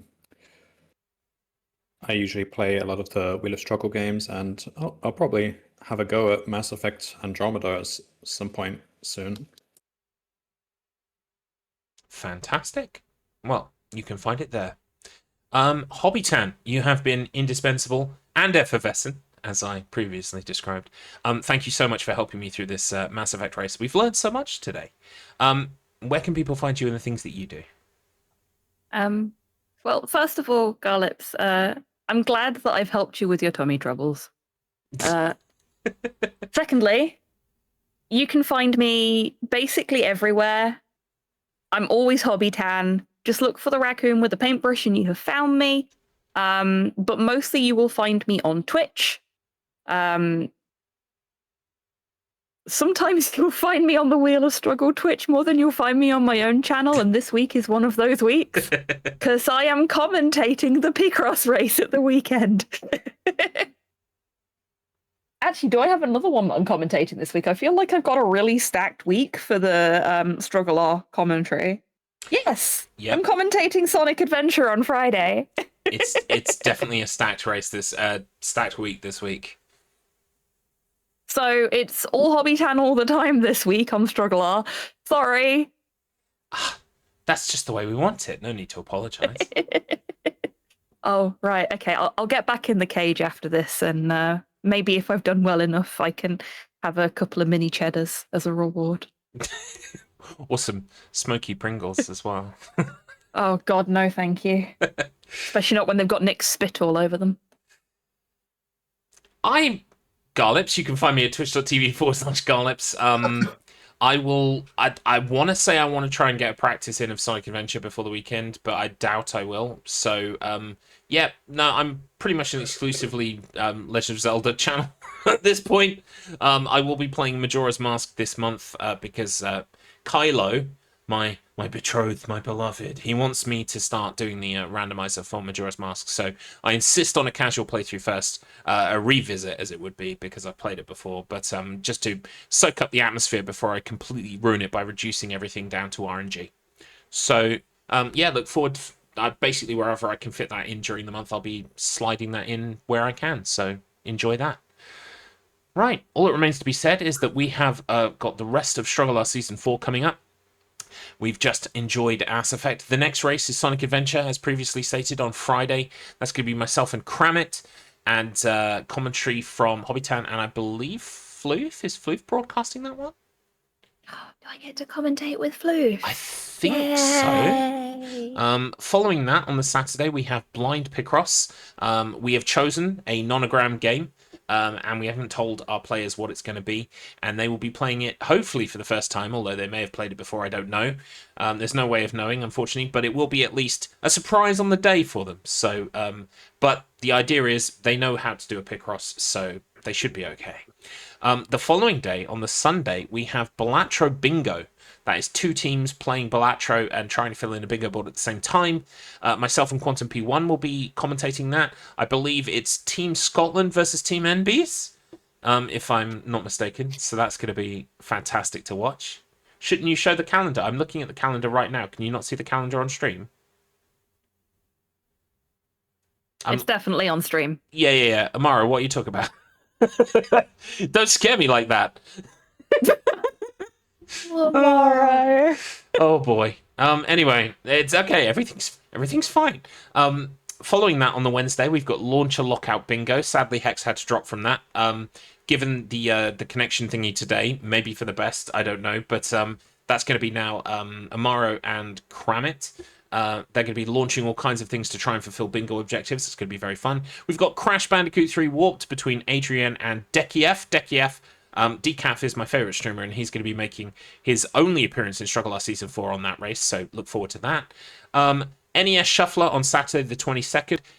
Mystery games that our players don't know what it is. Mark sadly had to drop from that race, but we've got Lulchi, DMAC, and who's the third person? Nuts! That's gonna annoy me no end. But 3 people are going to be playing those NES games and completing levels. It's going to be very exciting. Look forward to that. We've got on the 25th, Tuesday the 25th, the Half-Life 2 Episode 2 Little Rocket Man race, where Hex and Wugger are going to be taking the gnome from the very start of the game all the way to the end. That's going to be fun to watch. Don't miss that. We also have the mystery race on Thursday the 27th. I've put myself into, much like the guy, you know, in The Matrix, where there's that guy and he's like, put me back in and make me forget everything, but, you know, make me someone important. That's basically what I'm doing. I'm like, put me into The Matrix, Chief. I'm going to be racing in the mystery race rather than commentating it for the first time. So that's very exciting for me. And it's great because I don't have to practice because I don't know what the games are. So it's less practice for me. We have our rescheduled Sonic the Hedgehog 8-bit ring shuffler on 28th, Friday the 28th. That is going to be myself, Umaro, and Kylo. We're not practicing, by the way, for that, so that's going to be fun as well. Like discovering just how janky those Game Gear and Master System games are on the fly. 30th, Sunday the 30th of August, we have our Disney Relay Race. That's going to be Team Olive Green versus Team Bone Club. Going to be playing a random set of Disney platformer games from a list that they are aware of. It's going to be really interesting to see who takes what game and how that shakes out. Then moving on to September, we have our Subnautica Bingo on Tuesday the 1st. That's between Tater84 and Hextree. We have our Trials Fusion race on Thursday the 3rd of September. Sadly, Kythius has had to drop from that race, but we still have Mr. Matt, Wugger, and Olive. Yes, in that race. It's going to be the rematch of the last Trials race, essentially. We're going to see if there's another photo finish there. And then, of course, the finale of StruggleR Season 4. It's going to be the Ascension Grudge match between myself and Tater84. 3 games that we've previously raced, all about going up. Who's going to come out on top? It's going to be, like, I don't want to hype it too much, but it's going to be like a wrestling pay-per-view event. We're going to have intro music. We're going to have, like, videos we've prepared each other of, like, smack talk. It's going to be like a wrestling event. And that's why Mr. Matt Internet and Fleef have been chosen for that occasion, because they are going to be like those guys with the microphones at the desk who's like, oh my god, he's got a steel chair. They're going to be just like that. So yeah, that is what's coming up for the rest of StruggleR Season 4. Look forward to it. Still a bunch of fun races to see. And, of course, StruggleR is brought to you by the Wheel of Struggle. We're a gaming group that play different games every week based on a wheel spin, and we compete for points. Season 9 will happen at some point in the future. I feel confident in saying that. So if that interests you at all, please head to wheelofstruggle.com for more information, or use !Discord in the chat. And don't forget, if you haven't claimed your 2 WoS TCG cards today, you should really do that, because the stream is about to end and you won't be able to anymore. Okay. All that remains to be said is thank you for being here. What a tremendous race. Congratulations again to our racers, and thanks again to Hobbytown for being an absolute amazing commentator. Is there someone that we can raid? Let me just take a quick look, see if there are any wheelers live. I can't believe you didn't take Nippy the Bunny's bra off for this one. Do you know what? It's yeah. Let's Freedom titties. freedom titties. There they are. Watch them swinging in the breeze and just think, yeah, freedom. Let's take a look at the list. I don't see any Wheelers streaming. No, I don't. So do you know what? We're just gonna let you carry on, chat. We're just gonna let you have the rest of your afternoon. Your Monday afternoon. I mean, it's going to be very hard for you to focus on the things that you need to do now after all of this incredibly steamy and hot, passionate lovemaking. But I believe in you, chat. You can do it. You can focus up for this last half hour of work. Any last words? Our racers. Doodles just went live. Really, just. Do I need to refresh? Yeah, I just got the pop-up for him. It's as if he heard me. Fantastic. Well, we will raid Doodles. I'll get that lined up ready now. But yeah, racers, any last words? I'm gonna go sleep by myself now. That sounds like a good plan. My victory words will be another quote from the game, but it might bring up some painful memories for some people. Had to be me. Someone else might have gotten it wrong. Why did you do that to me?